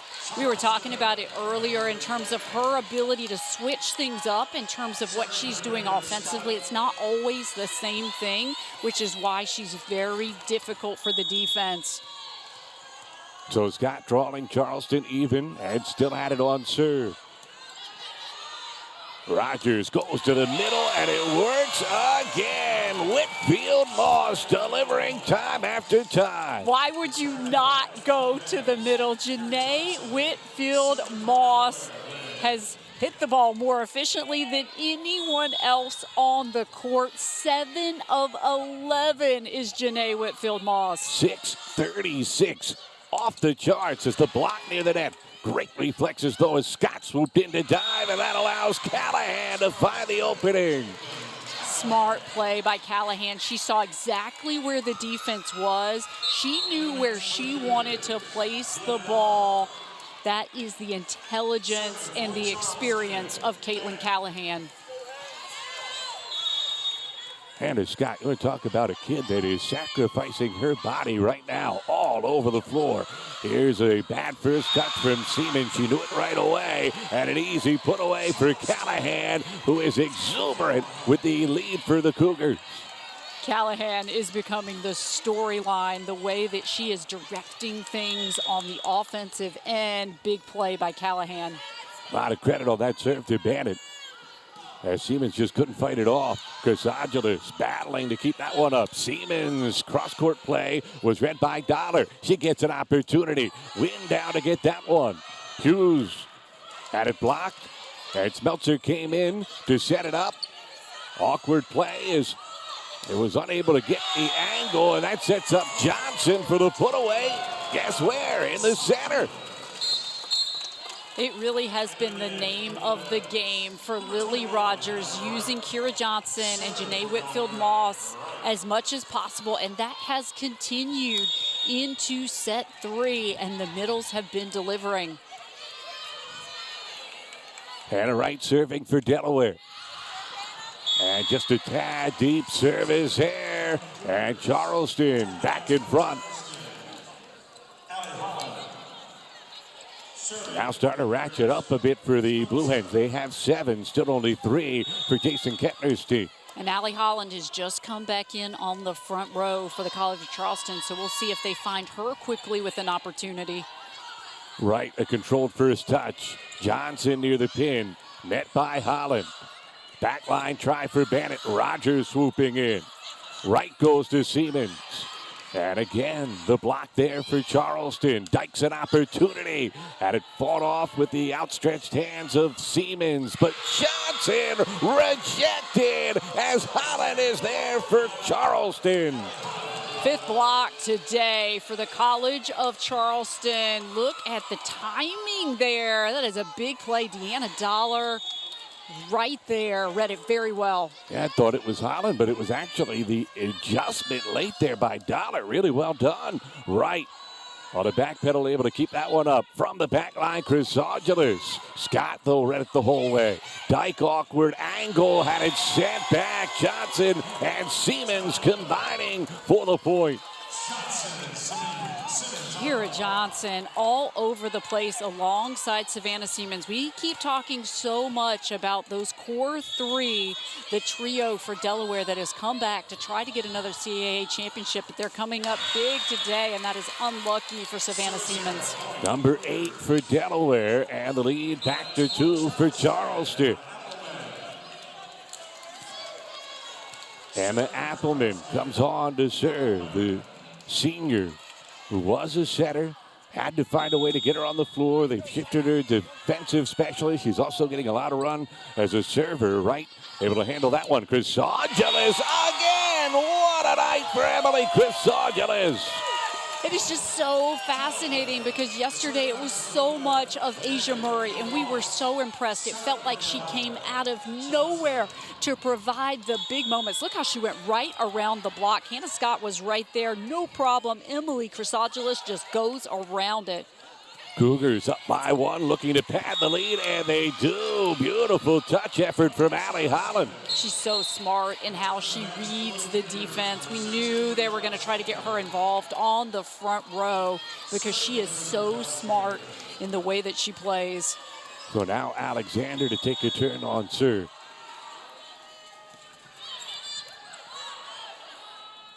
Rogers comes to Chrysogelis, feeding the hot hand. Why not 6 of 11, Emily Chrysogelis? And really credit Lily Rogers because she's just making such good decisions in where she is sending the ball. Now 24 assists for Lily Rogers. Well, we mentioned she is going to start medical school next year. She is diagnosing the defense right now to turn on serve. The lefty, a sinker that's fought off by Bennett. Holland reaching back. At a point to Charleston, as that is the net fault against Delaware. And it's Allie Holland again. Every time they go to her, it feels like good things happen. You look at her numbers, she's pretty efficient as well. And her blocking presence, just second to none. Siemens taking charge. Rogers goes the middle. Whitfield Moss finds the corner. Textbook execution. She's the other one. We've talked a lot about Emily Chrysogelis, but I thought that Janae Whitfield Moss was a little quiet yesterday for Delaware, but she has absolutely not been quiet today. Second on the team in kills. Off the tape, Chrysogelis got just enough. Bennett had it blocked, but it goes wide. The power of Emily Bennett. Match high, 14 kills so far for Emily Bennett. And now Emily Dykes is coming back in on the front row. So Delaware's defense going to have to take notice of her over on the right side. And Hannah Scott gets a turn on serve. She has made a couple long runs this weekend already. Wynn able to handle that one. Hughes had it deflect right to Scott. Smeltzer will go to Dykes. Dykes has it sent back. But a good job to stay in system here for Charleston. Out in front of Hughes, she made the most of it, but Smeltzer was there. Bennett again, blocked by Whitfield Moss and Hughes. Janae Whitfield Moss, it just feels like she's come out of nowhere. What a game. She is having you see all the energy that she brings. Again, we told you she is that exuberance. When she comes out onto the floor, she's all business, but when she has those big moments, she is going to celebrate. Delaware back within one to the middle. Dykes can't get it through. Johnson's outstretched hand. She answers and finds the opening. The one thing we know for sure is that Lily Rogers is going to keep going middle, and why not with the way that Kira Johnson and Janae Whitfield-Moss are hitting the ball today. They've been so consistent time and time again. Wynn serving for Delaware. Chance for the Blue Hens to go back in front. Bannett had it glance off the fingertips of Johnson as they are having all kinds of trouble dealing with Emily Bannett. She is such a high volume hitter. She gets a lot of opportunities, and she is so strong over on the outside. 15 kills already for Emily Bannett. They've gone to her 39 times. You're only midway through the third set. Siemens gets it to Rogers, who finds Johnson, and Scott does her thing. Force send over from Dykes. Another opportunity, same spot, and this one fights its way through for Kira Johnson. And I think the thing for Charleston right now, they really want to try to find the answer to what Delaware is doing in the middle, because Kira Johnson and Janae Whitfield-Moss are the storyline for Delaware. And imagine how many more kills they would have if Hannah Scott wasn't doing a Houdini magic act out there to keep balls off the ground. That one deep from Hannah Wright. Little frustration from the senior. Her second service error of the set, and Charleston regains the lead. It's such a good point, because no surprise, Hannah Scott already with the double-double, 27 assists, 12 digs for Hannah Scott. Very similar to the pace that we saw yesterday. Good serve from Smeltzer. Right. Fighting it off. Chrysogelis looking for the line, but couldn't find it. And the Cougars back up by 2. And can the Cougars capitalize here behind the service game of Tinley Smeltzer? And again, they are just still trying to solve this problem in the middles, because Kira Johnson, it feels like, has been able to do almost whatever she has wanted. Smeltzer tried the changeup, but Wright was able to get there in time. Johnson goes to soft route. Smeltzer comes swooping in. Backline try for Bannett, but Chrysogelis was there. Siemens off balance, went 4-4, but did not fool Dollar. Dykes couldn't find the opening. And then Dykes eats up Wynn, who was frustrated that she played the earlier one. I think it was headed wide. Great diversity in the play of Dykes, who went for more finesse on the first try, went for power the second time. Again, this experience of a player like Emily Dykes, the grad student, who just understands what the defense is doing and has a nice ability to be able to keep you off kilter. The transfer from Northern Illinois has played 30 of 31 matches this season, despite the fact that she has battled some injuries, and it's great to see her be able to operate at this level offensively. Remember, it was a shoulder that ailed her for much of the early part of the season, and it really took away her flexibility to swing freely on offense. Now, all of a sudden, though, as she's become healthy, she's gotten more and more into the attack, and as you see the signs about loving the Cougars, Jason Kepner loves what he has seen from Emily Dykes. And he told us that they don't feel like they've seen the best of her yet, and she has put in so much hard work and effort to get back to being at this point where she is such a strong option over on the right side. And it really creates a problem for the defense when they know that they have to contend with such a strong option as Emily Dykes is. Funny, yesterday, really in both semifinal matches, but particularly Delaware's against Towson, it was a match of extended runs. Today, it's been more about the mini runs, 3-4 points at a time. Who can string more of them together? As it's Charleston getting 3 in a row here and trying to build on the lead out of the Delaware timeout. Smeltzer back to work on serve. She's gotten 2 points in a row off of it. Rogers goes across the court to Siemens. It is sent back. Another try for Savannah, and she caught a fingertip. What an effort from Bannett, but she couldn't quite control it. Still grinning ear to ear at the result and the effort. You have to love the all-out effort of Emily Bannett. She's all over the place. She will do whatever it takes, sacrifices her body, didn't get the results she wanted, but gave it everything she had. Siemens, good serve, better return from Smeltzer. Dollar had it blocked by Rogers. Scott calmly going to Dykes, and Siemens was there. Center opportunity. Johnson wasn't expecting it, went the off-balance route. Off the tape from Bannett. Wright was there. Chrysogelis from off the net, but Bannett able to answer. Wright screaming that she was taking charge. Johnson off the block. And another extended rally. Rogers trying to catch him napping. Johnson finds the opening. Is there any surprise? It's Kira Johnson right along the net, biding her time, waiting her moment. 14th kill of the game for Kira Johnson to go along with 3 blocks and a service ace. What a day for Kira Johnson.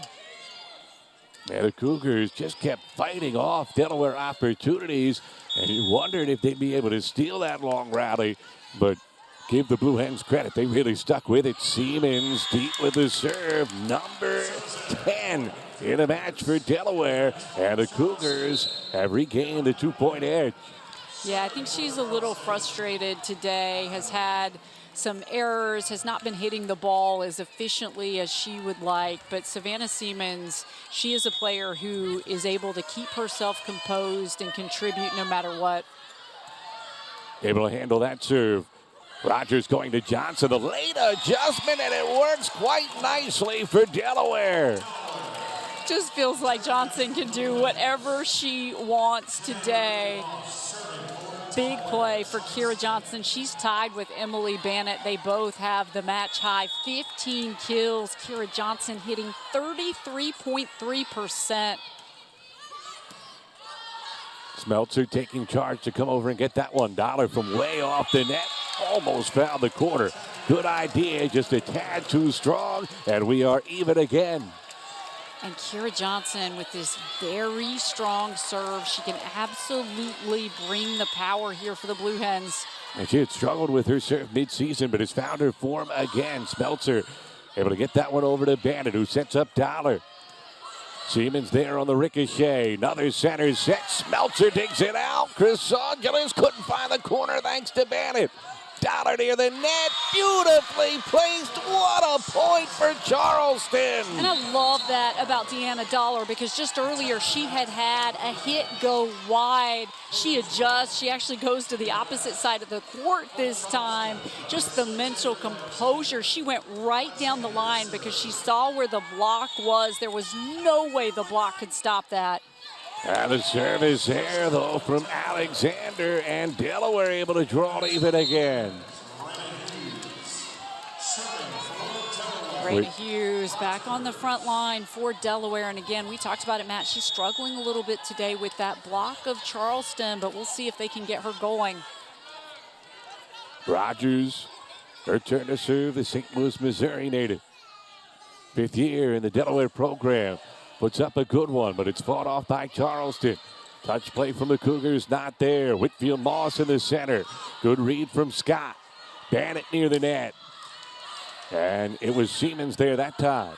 Hughes gets that opportunity, and a beautiful fight off from Alexander. A block that drifts wide as Bannett using her power to give the lead back to the Cougars. Matt, she's falling to the ground, and she has a smile on her face, and she looks over immediately to see if that's going out of bounds off the block, and the smile just got wider for Emily Bannett. Her coach called it an infectious personality, and you can see why. Holland, good serve. Chrysogelis had to go down and get it. Excellent work by Wynn just to keep it up, but a golden opportunity here. And guess who? Bannett again. She is just willing this team to try to win set 3 right now. She is all over the place, covering every inch of space, trying to keep the ball off the ground, trying to come up with the big play. 17 kills and 6 digs to go along with an assist for Emily Bannett. Siemens backpedaling to fight that one off. Whitfield Moss, perfect placement and a much-needed side out for Delaware. Janae Whitfield Moss is seeing the floor so well right now. It's why she's been so consistent. She is looking to see where the defense is so she knows where she wants to go, hitting 60%, the most efficient player on the floor. Pretty good serve from Chrysogelis. Bandit again. Wynn able to keep it up, and playing it was Callahan right near the line. Bandit, another opportunity, and it is her night. And she was calling for it. She was being very vocal to Hannah Scott that she wanted that set. She felt like she could put it away, and she does. You have to love that. A player who wants the ball, who wants the moment, who is so confident that she can make the big play. Hannah Scott back to work. 2-point lead. Charleston starting to build some momentum. Whitfield Moss able to stymie it, getting the serve back. That's a big one from the sophomore. The Charleston defense just has not had an answer for Janae Whitfield Moss. 9 kills, no errors on 15 attempts. She has come alive today for Delaware. Live serve from Wynn. Bandit handles it now at the net. Again playing downhill, and the swing eating up Delaware. It is what is working right now for the College of Charleston, and they were going to feed Emily Bannett while she was on the front row, and they looked to her on the back row too, so don't be surprised if she gets some sets coming from the back row on the attack. Cougars 4 points away from taking a 2-1 lead. Rogers in the center, goes to Johnson off his shoulder. Smeltzer hustling over. Callahan in the center, had it dug by Rogers. Johnson couldn't get it down. Scott goes back to the middle, and Callahan makes it pay off. It was a valiant effort by the Delaware defense. They almost got there, but Callahan had such good power and placement on that play. Caitlin Callahan continuing to be that good option in the middle, has exceeded all expectations this season. She is putting up the numbers, hitting 40%, 7 of 15 for Caitlin Callahan. Well, Callahan has been magnificent of late. The story today has been Emily Bannett for College of Charleston and Kira Johnson for Delaware. They have been going toe-to-toe. They really have been. Take a look here. There has not been an answer to Kira Johnson in the middle, how well she's seeing the floor. There's not been an answer for Emily Bannett, who has been calling for the ball. She wants these moments. She is so hungry. It feels like a case of anything you can do, I can do better. These two players trying to will their team to victory. Bannett is seeing the block so well, trying to go around it. Johnson is mixing up what she's doing offensively, scoring in different ways. This is a heavyweight battle, and you could not have scripted it better for a CAA volleyball championship. And Monica Bannett, the only player of the grad senior transfers that had to switch positions when she came over. She was a right side at Loyola, but she played 6 rotations, and Charleston desperately needed an outside hitter. And the way Bannett playing today, it looks like it's been her position her entire life. Her turn to serve, up by 3. Rogers going to Hughes. Smeltzer again there. Center set, Callahan got it up. Once again, Callahan in the middle. When Bannett goes back to serve, she is such a good option in the center. And again, you have Dykes over on the right side, Dollar on the outside. Lots of options here for the College of Charleston and Hannah Scott. 2 points away from going up 2-1. Hughes, another opportunity. Touch play, deflected near the net. Scott directing traffic, goes to Dollar, finds the opening as Chrysogelis couldn't get there. Set point. So impressed with what Dollar did, because I think she changed her mind in terms of what she was going to do based on what she saw from the defense, and it was the perfect play from Deanna Dollar. Good things happen when you keep your head up. Charleston looking to take the 3rd set, and an awkward return. It's an ace, and Charleston Charleston's up 2-1. It is not surprising at all that set 3 ends on a service ace from Bannett. Look at her in the huddle. She is the coach on the floor. She is encouraging all of her teammates. She's telling them, we have 1 set left. We are going to end this in 4. And you see that big smile, giving everyone the high fives. You have to love this. Every coach would love to have a player like Emily Bannett on their roster. Bannett's feeling it, as are the Cougars. They're up 2-1. They look to close it out as we return for the 4th of the CAA Volleyball Championship.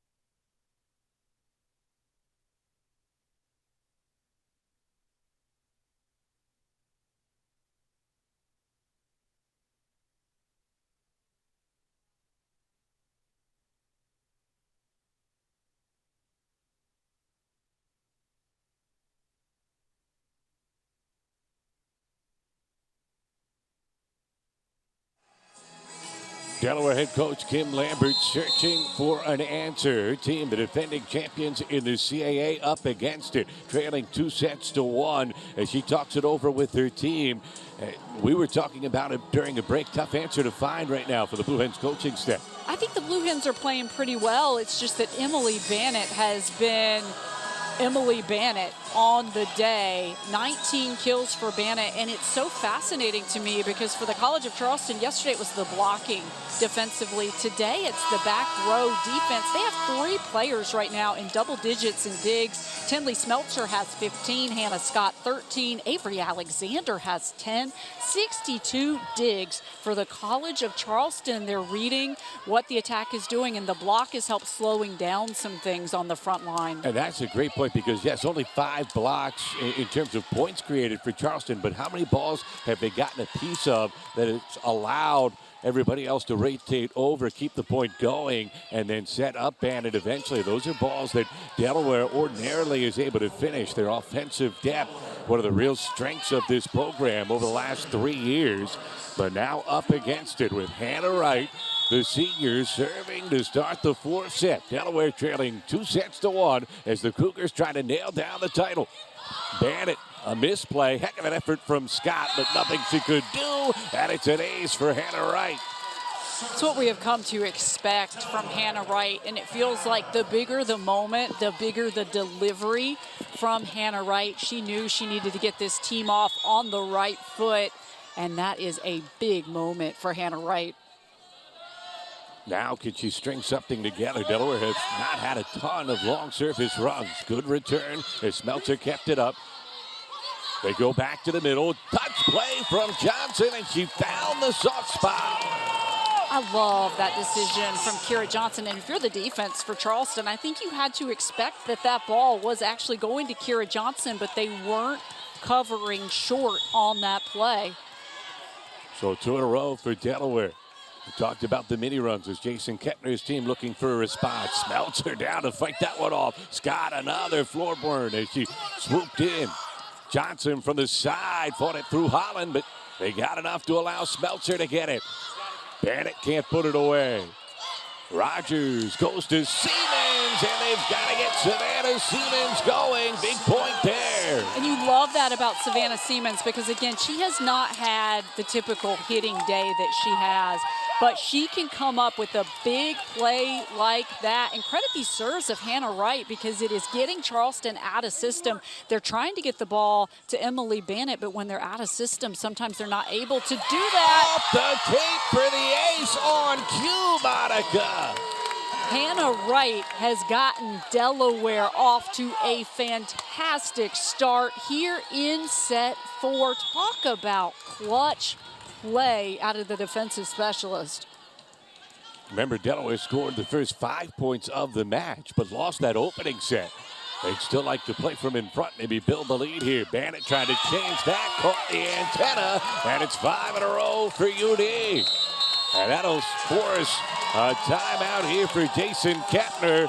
And what a run for Delaware. We'll take a break with the Cougars. UD leading 5-0 as Kim Lambert found her adjustment in the CAA Volleyball Championship.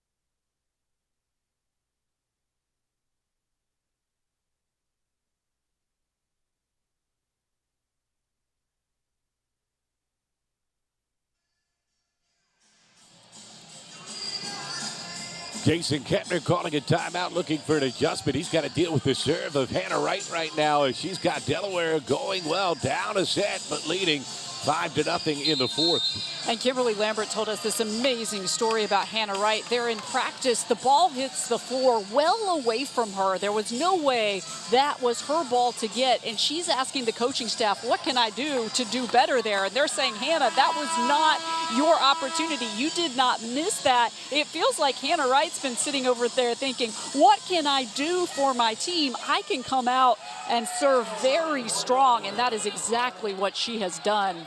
Kid who is uniquely suited for the service specialist role, one of the toughest in volleyball, because if you mess up your turn, it's going to be a long time until you get another. This run ends, and the service there gives the side out to Charleston. Cougars on the board in this 4th set. Unlucky for Hannah Wright, but she got the job done. Really got Delaware off to a strong start here. Now they have to contend with the serve of Allie Holland. Holland's long run midway through the 1st set really turned that one around in the Cougars' favor. Good first touch from Siemens. Back to her near the net. And a beautiful dive. How did Alexander get that one? Bennett could not get it down in front of Siemens. Johnson does again to the middle. She has just had the placement down to perfection today. The defense has not been able to stop her from the middle. She's getting the right amount on the ball so that the defense can't keep it off the floor. Big day for Kira Johnson. Siemens has had a rough service day. Good one here, and Johnson puts it away. And again, she's just seeing the floor. She's playing the ball short, so the defense can't cover it. Kira Johnson today, 18 kills for the Blue Hens. And she has feasted on those returns that go over the net. Siemens serve, setting it up that time. Back to work. Excellent first touch from Alexander. Callahan looking for the back corner and finding it. And just when you think Charleston's going to send the ball over to Bennett, Hannah Scott sends it over to Caitlin Callahan for the kill. They keep you off guard in terms of what they're doing offensively. Hard to believe she is only a sophomore because younger setters have a tendency to get stuck in routine. She never seems to have that problem. Goes a softer route on that serve. Johnson near the net. It's sent back by Bennett. And this is what Charleston wants to do right here, is get some of these big momentum blocks on the front row to try to dictate here in set 4.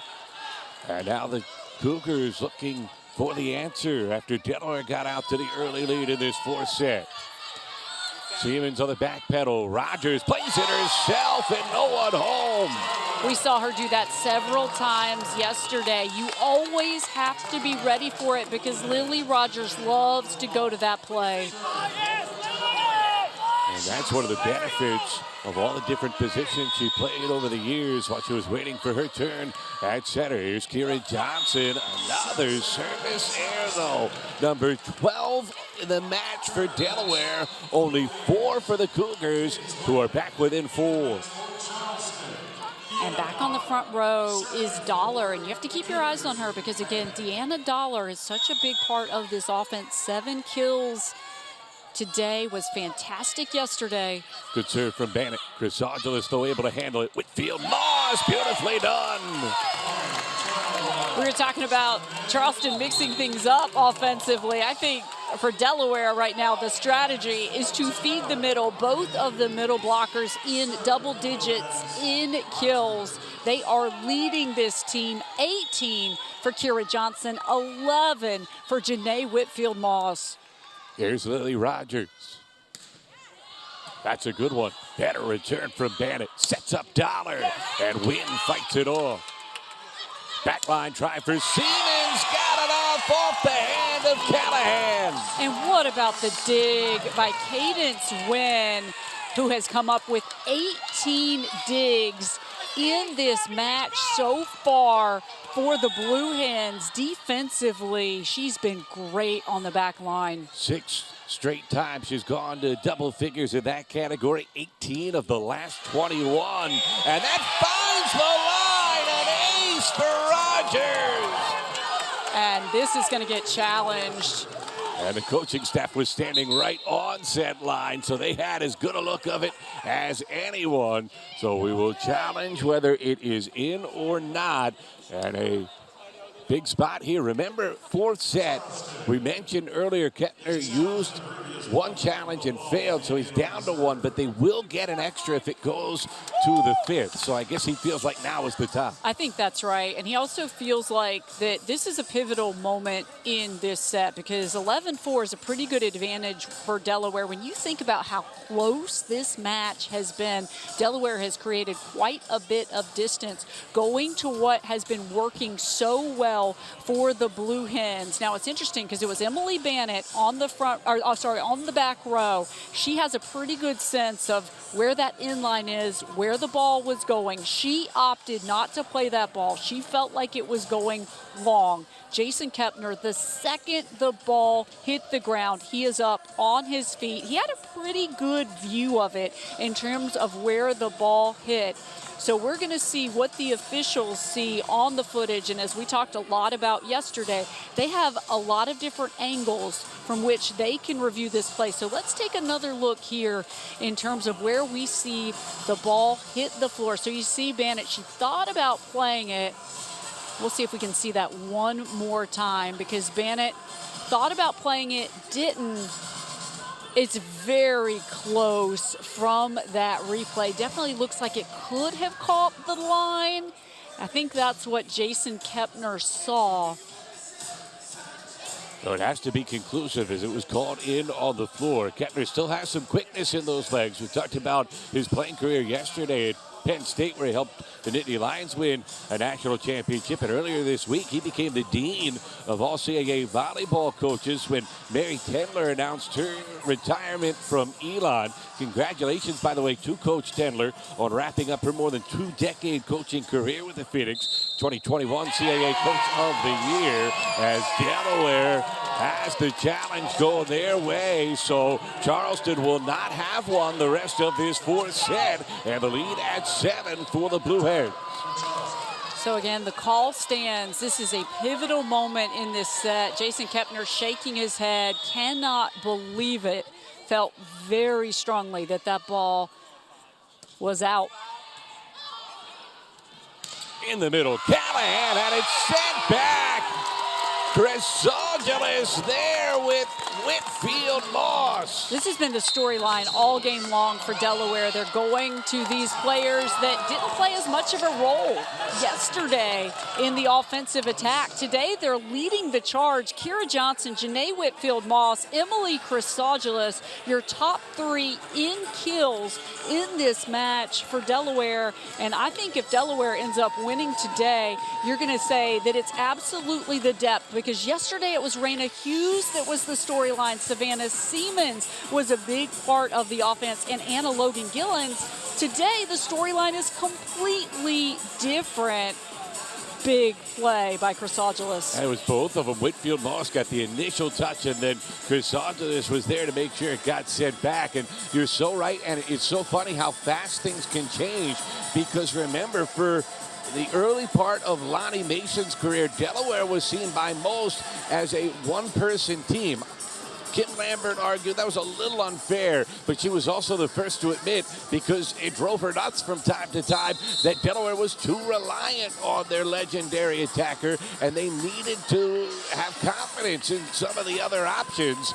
That confidence finally started to grow near the end of 2022. We saw it crest last season as Delaware was able to ride it to a championship, and now as they've reloaded, not even having Mason anymore, they have waves of different bodies they can throw at an opponent, as Jason Kepner is dealing with now. He called the timeout. Cougars down by 8, and Lily Rogers back to work with Delaware trailing by a set. And a good job there by Scott to bring that one back.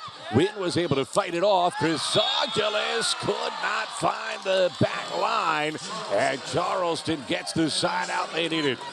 It's a big play for Charleston, but now they need to go on a run behind the service game of Tenley Smeltzer. She's been very strong today, 16 digs so far for Tenley Smeltzer, but now she's going to have to really dig deep here in her service game.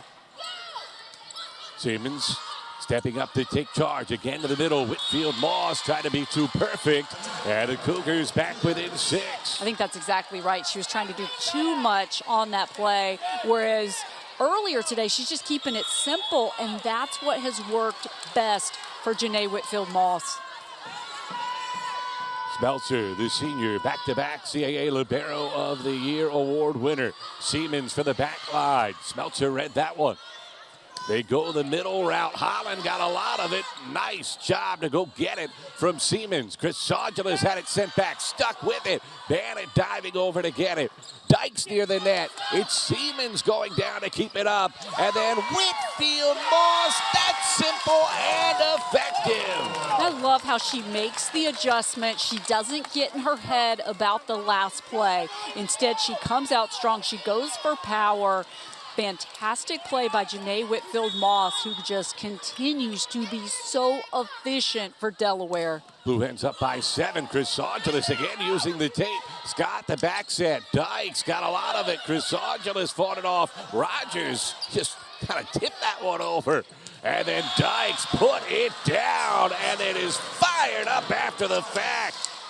Emily Dykes feeling like Charleston needs an infusion of energy. She provided it on that exclamation point. There is no way that this ball was not hitting the ground. Big play by Emily Dykes. And look who's there to greet her right away. Bannett, as they have brought the juice. Hughes able to get enough as Holland and Dollar left just a little space, and Raina Hughes found the crevice. And despite the fact that she's not hit the ball as well as she did yesterday, you cannot forget about Raina Hughes on the right side. A great decision by Rogers to go right side to Hughes. Delaware doubling up. Charleston win for the back corner. Dollar, good return. Holland coming forward, but too far across the court as she missed by a couple feet. And Delaware up 8.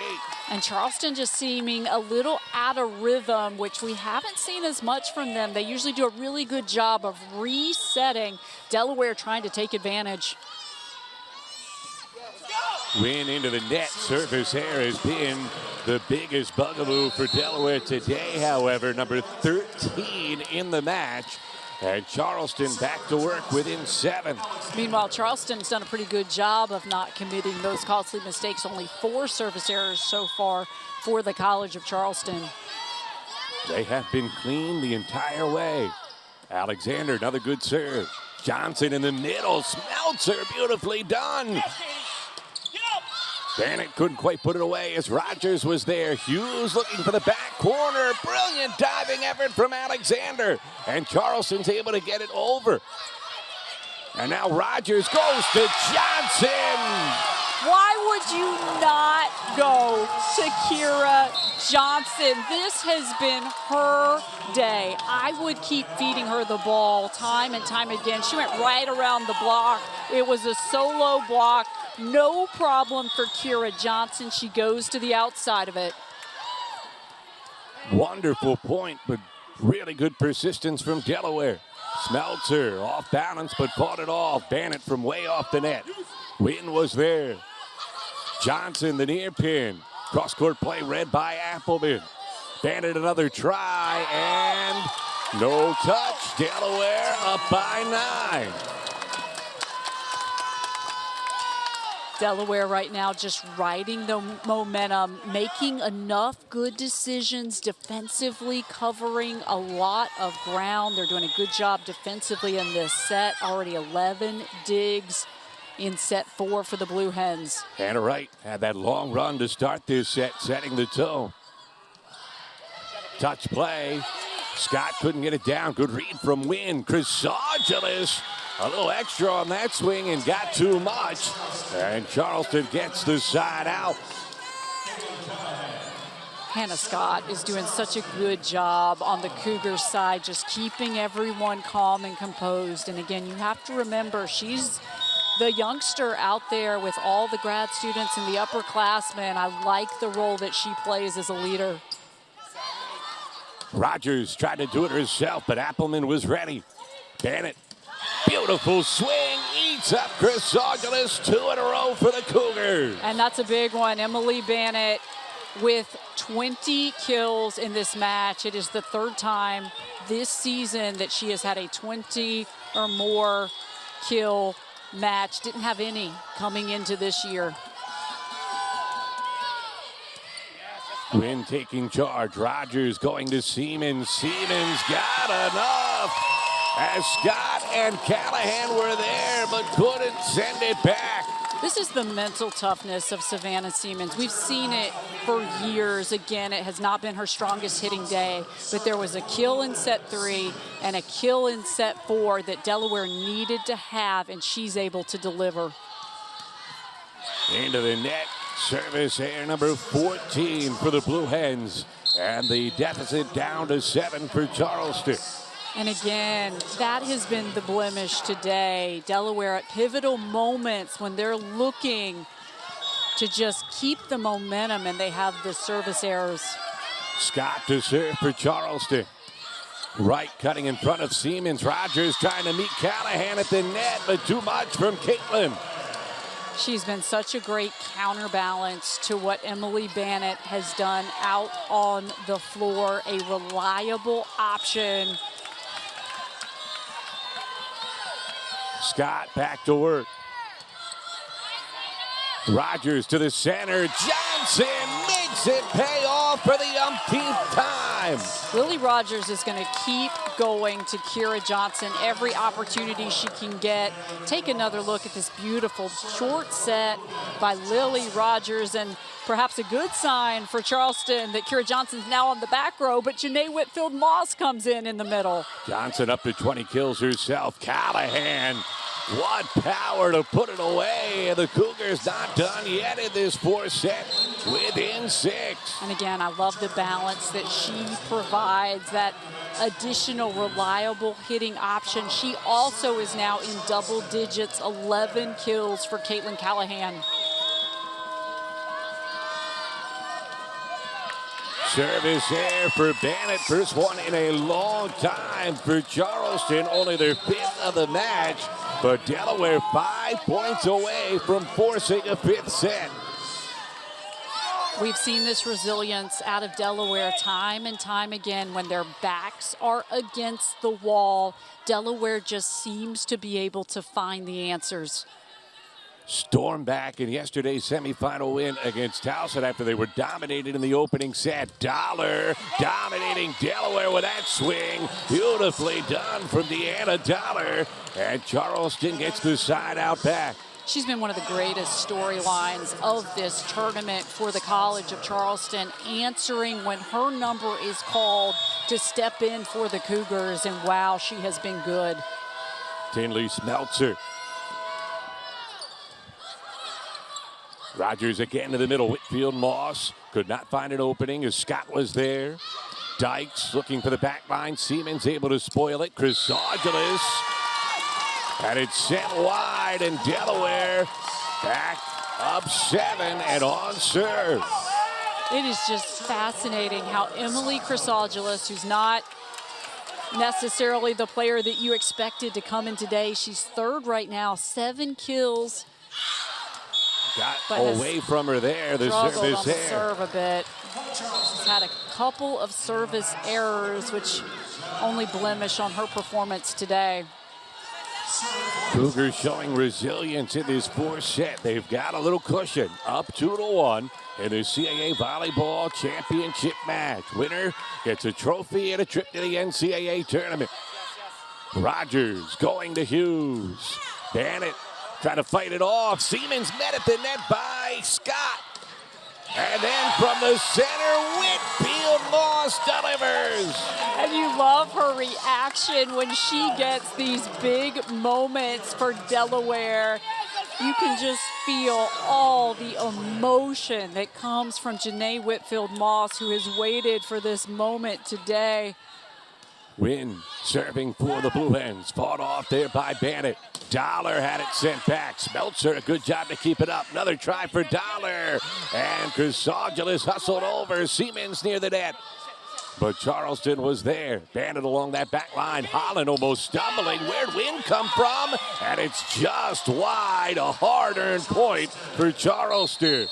And a valiant effort from Cadence Wynn, who now has 22 digs in this match. She is flying everywhere on the back row, and sometimes you forget about those liberos because by the time the kill happens, that's what you're focused on. That was not a rhetorical question. I still can't figure out where she came from. Johnson off the tape, and it's 2 in a row for Charleston, back within 5. And Johnson can't believe it because all day long she has been able to capitalize on those plays, and the door being left open here for Charleston. You can see the Cougars game face off. Siemens cutting in front. Rogers goes to Johnson, but Bannett was able to read it. Now she has an opportunity, and it's back to her. Johnson shutting the door. Delaware 2 points away from forcing a 5th. Talk about that response from Kira Johnson, who was a little frustrated with herself when she was not able to capitalize earlier. So what does she do? She puts her head down and gets another big play for Delaware. Hannah Wright comes on to serve for the Blue Hens. Smeltzer able to keep that one up in a good spot. Bannett off a fingertip, and no, it missed everything, and Charleston doesn't have a challenge. Set point for Delaware. And it's Hannah Wright on serve. A big moment here for the Blue Hens with Hannah Wright serving. My apologies, I thought I heard it hit a finger. So now Wright serving to force a 5th set. Far side, and that one ricochets wide. Delaware able to battle back, and we will go the distance. A 5th set with a championship on the line. And a clutch finish by Hannah Wright, who has done so much for Delaware in her career and has really battled to get more and more opportunity. And I love the way that she was right over at the end line just to confirm that that ball was going wide. What a competitor she is. So they have the coin toss now to decide who will serve first. We'll let you know when we return. It's Delaware and Charleston. 1 set to determine a champion. Back with a 5th set when we return.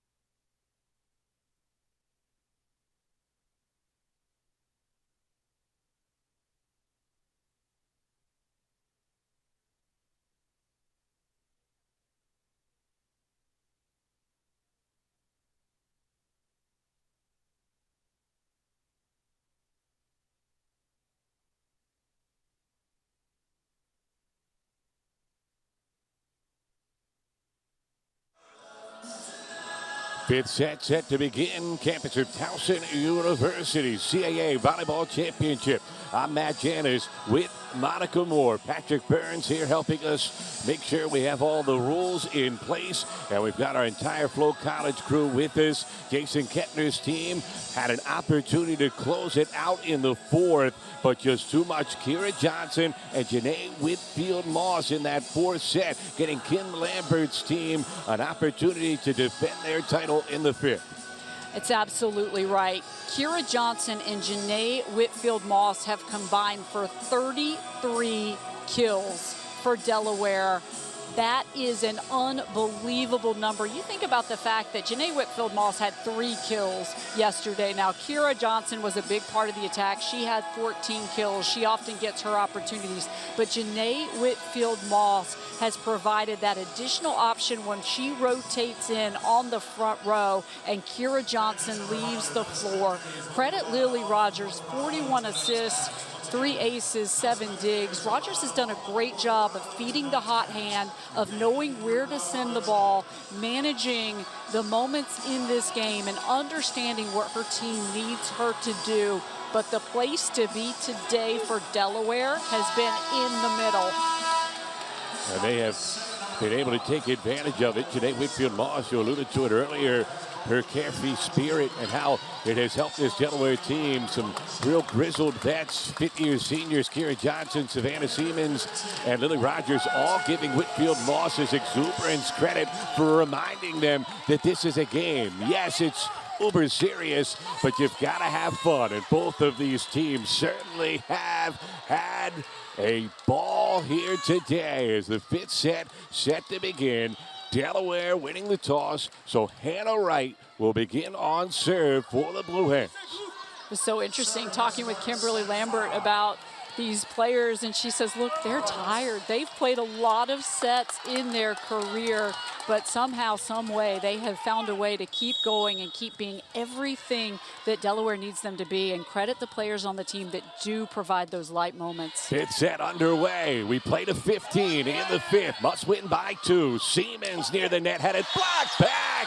Callahan puts Charleston on the board first. Going to the well, the thing that has been a signature for Charleston this season, their defense at the net.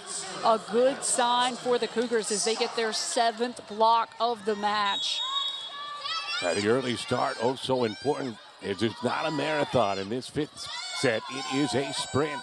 Here's Hannah Scott for Charleston. Win, got a piece. Rogers gave Siemens a chance and got a touch. Delaware gets the side out back, drawing even. That is the experience of Savannah Siemens, who understood what she needed to do on that play. She saw the defense, makes the right decision as she does time and time again for Delaware. She has had a rough service day, 4 errors on the afternoon, but trying to turn that around right here. Bannett, good swing, but Wynn was there. Chrysogelis near the net, and what a dig from Alexander. Bannett has to bump it over. Rogers right back to Johnson. Touch play read by Dykes. And Callahan got a big piece, and Charleston gets the point on the net fault from Delaware.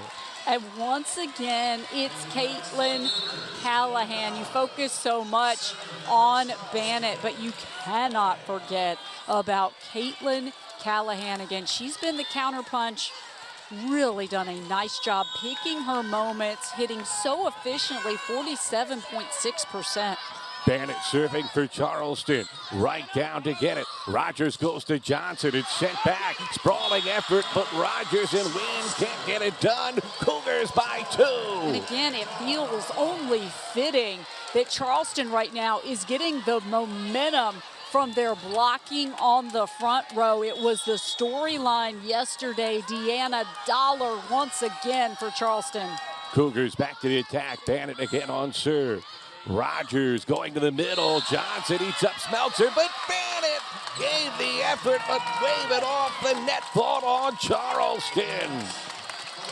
Back and forth we go. These two teams, we said it before, it is a heavyweight battle between Delaware and Charleston, the co-regular season champions in the CAA. It could not have ended any other way than going to 5. To the middle, Callahan finding the end line, and the Cougars up by 2. Set 5 has been a whole lot of Caitlin Callahan. She is seeing the floor very well for the College of Charleston. So now Tinley Smeltzer gets an opportunity. The lead up to 2. The race is to 15. Siemens, excellent first touch. Whitfield Moss, tough angle, and Bennett was there.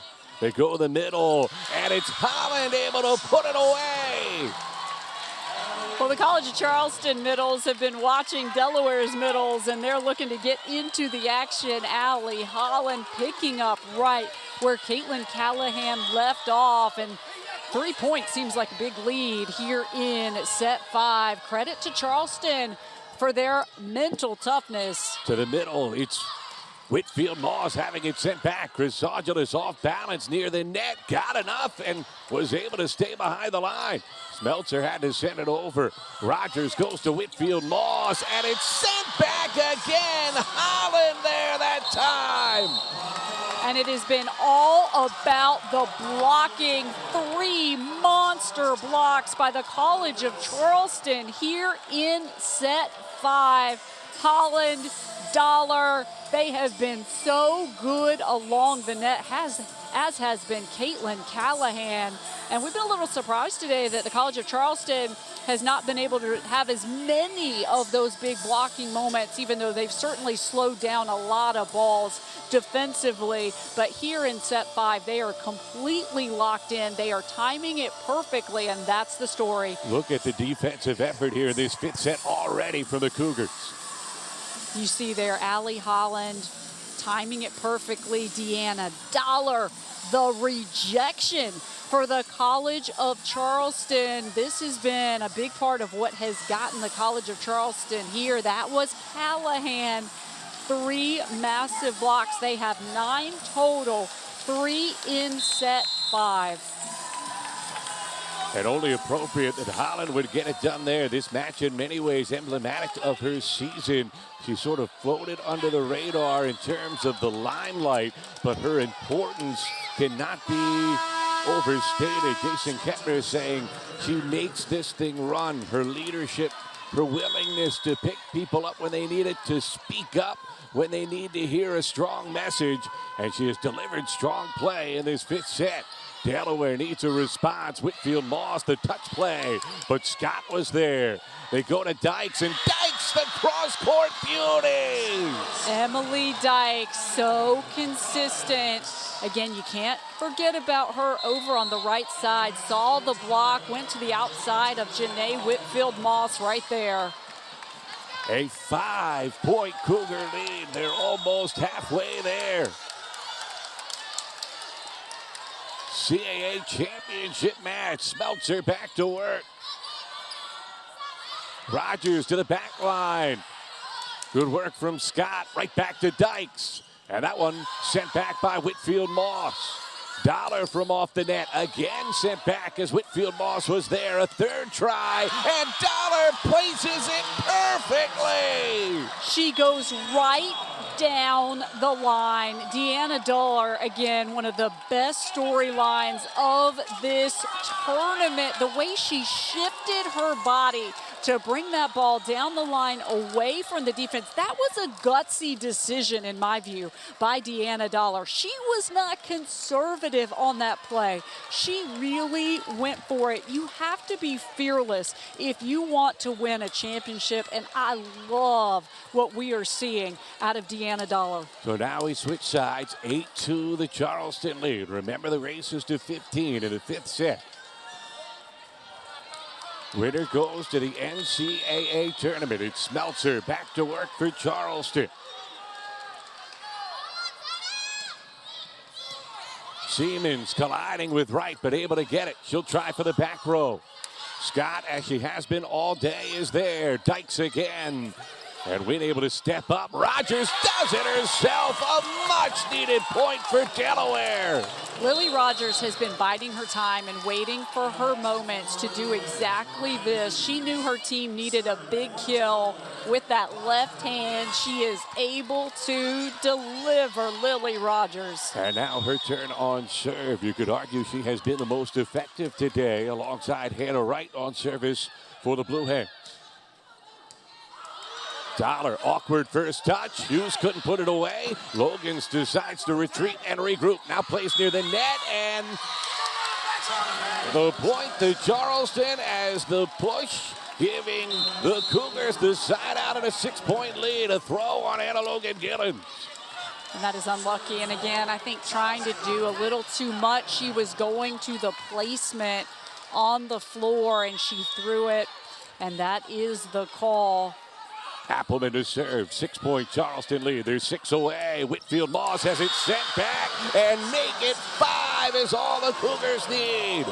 And it's the blocking presence again. That is the 4th block just in set 5. And you just feel like Allie Holland has decided she is going to try to end this with the College of Charleston hoisting that trophy, because she has come alive here in set 5 with her blocking presence. A standout on the floor. 5 blocks today for Allie Holland, and particularly here in set 5, it's all on the line. She is locked in defensively. And the Cougars have been locked in defensively all year long. Kim Lambert knows it as she is looking for an adjustment, and Delaware has just 5 points to figure it out, trailing 10-3 in the 5th. But College of Charleston is 6th in the country in solo blocks, 4th in the nation overall in total blocks. They have held their opponents to a 140 hitting percentage all season long. Delaware at 188 today. That is well below the Blue Hens season average. And as Kim Lambert has been searching for answers all day, the Hens just keep running into that Charleston front line.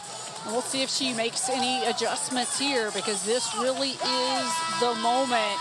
Right now, it has been all about the front line defense of the College of Charleston. So it's Emma Appleman who shifted roles just to stay on the floor. One of the catalysts of this team. Serving for the Cougars. Near ace is Siemens down to get it for the back line. Blocked, and Gillens can't keep it in play. 11-3 Charleston. You can just see it on the faces of the Cougars right now. They are so locked in. Take another look there. Allie Holland there on the first attempt. What a play.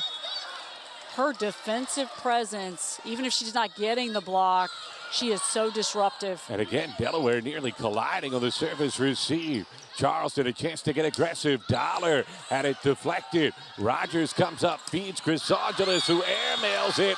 And Charleston closing in now, 3 points away. They are just reasserting themselves on the front row, and it's feeding their confidence on the offensive end. Defense feeds offense. You're seeing it for the College of Charleston. Rogers going to Chrysogelis. No touch, and Charleston has opened up a double-digit lead. 2 points for the championship. And so you're going to see an adjustment here. Anna Logan-Gillens is going to come in for Delaware. Kim Lambert's looking for something to work. It's been a lot of Chrysogelis today instead of Logan-Gillens. Out of leeway now. Only 2 points left to work with. Charleston closing in. Gillens the touch play. Nice reaction by Dollar to keep it up. Scott sends it over. Delaware an opportunity to Hughes. It's rejected! Holland sending it back and setting up match point. Set 5 has completely belonged to Allie Holland. Again, even when she's not making the play, she's disrupting the play, but she has made a lot of plays here in set 5. Charleston, championship point. Rogers goes to Whitfield. Moss, it's wide, and College of Charleston are the CAA champions. We had Emma Appleman right in front of us as she went over to the line to confirm that that was going out, and the reaction on her face was absolutely priceless. So much joy, so much exuberance. It really sums up what you're seeing from the College of Charleston, but credit Delaware. This was the championship match that we expected. Delaware gave the College of Charleston everything that they could handle. Credit Kimberly Lambert because she had some tricks up her sleeve today. Emily Chrysogilus was huge with her 7 kills. Kira Johnson, what a tournament for Kira Johnson with 21 kills. Janae Whitfield-Moss, 13 kills. Cadence Wynn, 24 digs. Just lots of players all around. And I would not want to be the person picking the all-tournament team because there's so many deserving players for that honor. Jason Kettner all smiles as he embraces his team. Time now for today's Jersey Mike's Sub Above Play of the Game. Championship point. And Whitfield-Moss could not keep it in play, setting off a celebration as Kettner pumps his fist, his team embraces, and that's tonight's Jersey Mike's Sub Above Play of the Game. What a season for College of Charleston. They brought in so many new faces in the offseason. And I think what was so impressive about set 5, coming into set 5, College of Charleston had 6 blocks. In set 5, they had 6 blocks. It was all about that defensive presence. Allie Holland was absolutely tremendous. She was so good in terms of her ability to read what the offense was doing. We were waiting for it all game long. We saw it all day yesterday, and it just felt like the Cougars locked in defensively. They had really understood what Delaware was doing on the attacking end, and the blocking presence on the front line was too much for Delaware to handle in set 5. And you can see the emotion on the College of Charleston's faces as this is such a special moment for a group that brought in 4 graduate senior transfers in the offseason, had to gel together both on the floor and off. They were able to do it almost instantly. The leadership, a big part of the reason why. And another part of the reason why, the man that joins us now, Jason Kettner, the Dean of the CAA coaches, and a very happy man. Congratulations on this championship, a thrilling 5-set finale. What clicked for your team in that 5th set? I mean, we just didn't let anything go. We passed better. Our blocking was unbelievable, and we were just a lot more disciplined on picking up the tips and everything. And their middles were unbelievable, and we slowly, methodically, it took us 5 games to slow them down, but we were able to slow them down at the end of the game. So I think that was the biggest thing. I think our middles just touching them up a little bit, and us being able to transition and get good swings. So I'm super proud of this group right now. Coach, I think the middles were a big storyline, but Emily Bannett, such a high volume hitter, 20 kills today. I know this is not the first time she's had 20 or more kills this season, but on a championship stage, her consistency throughout this whole tournament was something to see. Yeah, she has been a rock for us. I mean, she has playing a new position. She played right side at her previous school for 3 years while she was there, and transitioning to the outside. We knew she could do it. It just was one of those things where just getting used to getting served every ball. Like, people go after her a lot in serve receive, and I think she just got more and more comfortable as the year went on. And then just hitting that high ball out of system. She's gotten so much better at it throughout the year. That was our biggest focus, of just being able to be a little more aggressive in serve and out of system balls. And she just did a tremendous job today. And then you talked to us this week about Allie Holland and how underrated she has been in so many ways to this program. Today kind of emblematic of that. She was such a leader on the floor, but then when the moment came, boy, did she come up large in that 5th set. Yeah, no, I think definitely she didn't make an all-CAA team, which was a disappointment to me, but I don't know if I get to pick or not, but she's definitely my MVP for this, with just the performance that she did, the leadership that she had on the court, and then just the blocking at the end. It definitely sparked us and helped us get where we needed to go. Coach, such a roller coaster of a match, your team having to manage so many emotions. What do you think about their mental toughness and their ability, with all that Delaware put out there, they were able to respond time and time again? Yeah, I think that was the biggest focus that we had coming in here. We had a lot of adversity with Anna getting hurt, and we had a car accident on the day before on Thursday with Allie and Emily Dykes were in a car, and we got in a car accident that way. So just kind of dealing with a lot of things. We just really focused on trying to get them to just be in the moment and just focus, and how methodical can we be, how consistent can we be. I was giving them a hard time at the end when we were winning. Emily Bennett couldn't get a smile off her face. I'm like, we're not there yet. We're not there yet, and she's trying to hide her smile at the end there. But again, I can't be more proud of the effort and everything, especially going down and not playing the way we wanted to in that fourth set, and then to come out and just really be able to take control of that fifth set. They were just tremendous. Let's let you go celebrate with your team. Thank you so much for taking the time to be with us, and congratulations. Thank you very much. I appreciate it. Thank you. Jason Kettner, the CAA champion, his College of Charleston Cougars beating Delaware in 5 sets as they will go receive their hardware, as you see him making his way over to the Cougars. The emotion on the faces of both teams. Charleston in absolute joy.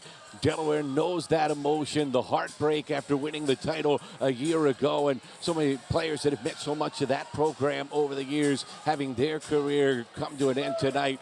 Great fight from both teams, but that's what championship days are all about. It is, and I think the thing that is so similar between these two teams is it's not just one player, it's not two, it's not three, it's really a total team effort. We saw that from Kim Lambert today. She went to different players to rely on today than she did yesterday. It just tells you what a complete squad Delaware is, what a season they've had. They earned being here, and they really gave us a CAA championship. We'll always remember. For Charleston, it really was that mental toughness, the way that they responded coming into set 5, the way that they locked in defensively.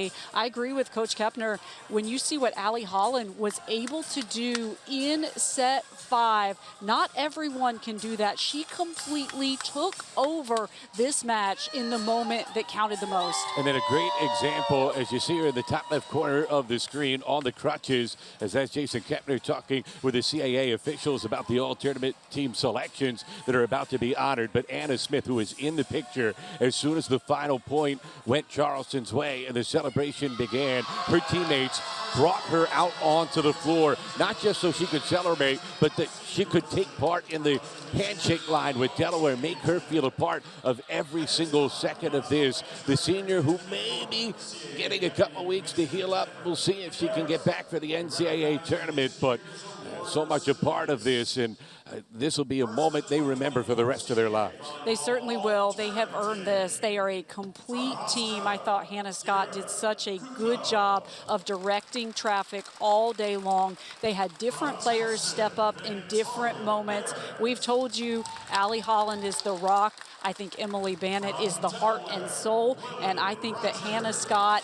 directs everything out on the floor. Congratulations to the Cougars. What they did this weekend was not easy. This is one of the best tournament fields we've had in a long time. Their ability to withstand all the adversity, and perhaps they had even more adversity than you typically have coming into an event like this, but they have shown you so much about who they are with their ability to withstand all of the adversity and come out on top. Hannah Scott getting her award. Kira Johnson also receiving all-tournament team recognition for Delaware. Lily Rogers coming out to receive her trophy for the Blue Hens as well. Never a moment you enjoy when you're the losing team, but it will be a picture that you probably remember for a long time. Victoria Barrett for the Towson University Tigers was also honored, as was Kira Kuko for the Hofstra Pride. So it is a deserving all-tournament team.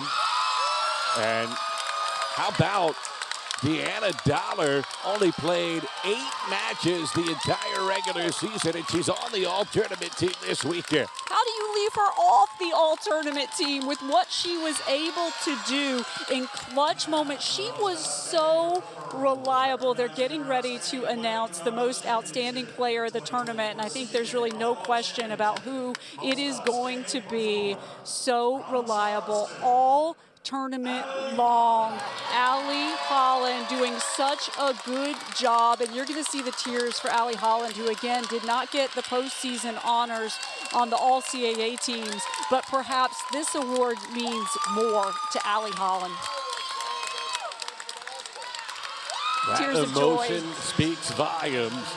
And then her teammates embrace a kid that came on campus early when she came over from Penn State, wanted to get to know her teammates so she could lead them, had to learn their personalities, what made them tick. She was able to do it almost instantly. That was allowed this new group that Charleston was able to string together during the offseason to find its footing as quickly as they did. And now they reap their rewards. The 2024 CAA Volleyball Champions, Anna Smith, coming over to hoist the trophy. Congratulations to the Cougars.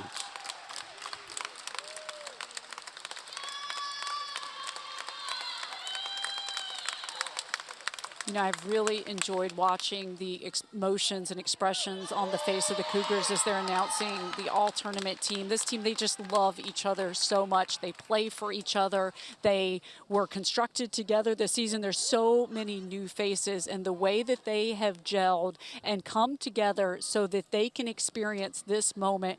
Credit to Coach Jason Kepner and his staff. Again, this is a championship we will remember for a very long time. Congratulations to Delaware. Congratulations to the College of Charleston. What a battle. And the Cougars, your 2024 CAA tournament champions. And the wildest part is they're not done yet. Jason Kepner told us coming into the week, they're still getting better. He thinks there's room for growth. And now they'll get some time to prepare and find out who their opponent will be. But they've got more business in front of them. They absolutely do, and they are going to have to rely on the things that allowed them to win this championship again. 6 blocks in set 5. That is staggering defensively what they've been able to do. They are going to have to be able to play that level of defense as they head into the tournament, and they're going to have that diverse attacking presence. Emily Bannett, Allie Holland, Deanna Dollar, Callahan, Dykes. This is a team that really could make some waves in the tournament, and we have seen why this weekend. You can just keep rattling off the names. It's unbelievable, the depth, and this championship never fails to entertain, and it was a fitting way that it unfolded because it was really tail in tail with the way the regular season unfolded. We had 2 3-set matches to get it started on Friday, 2 4-set matches in the semifinal round, and now the championship goes the distance. 5 sets, and Charleston outlasting Delaware. Monica, final thoughts on a fantastic weekend and an excellent season of CAA volleyball. Again, this was such a fun weekend. The 6 teams in this field gave us so much joy, so much emotion, fantastic volleyball. It's been one of the greatest fields in this tournament that we've had in a long time. Well earned by the College of Charleston. We've seen these smiles all weekend long. I love their exuberant, joyful spirit, but these smiles right here, these are hard earned. They have reached one of their biggest goals of the year. A picture that's worth saving for a lifetime as Charleston wins the championship and goes to the NCAA tournament. Always so much fun to work with you, Monica. For Patrick Burns, our rules analyst, and our entire Flo College crew, I'm Matt Janis saying thanks so much for being with us all week. The College of Charleston Cougars, your 2024 CAA champions.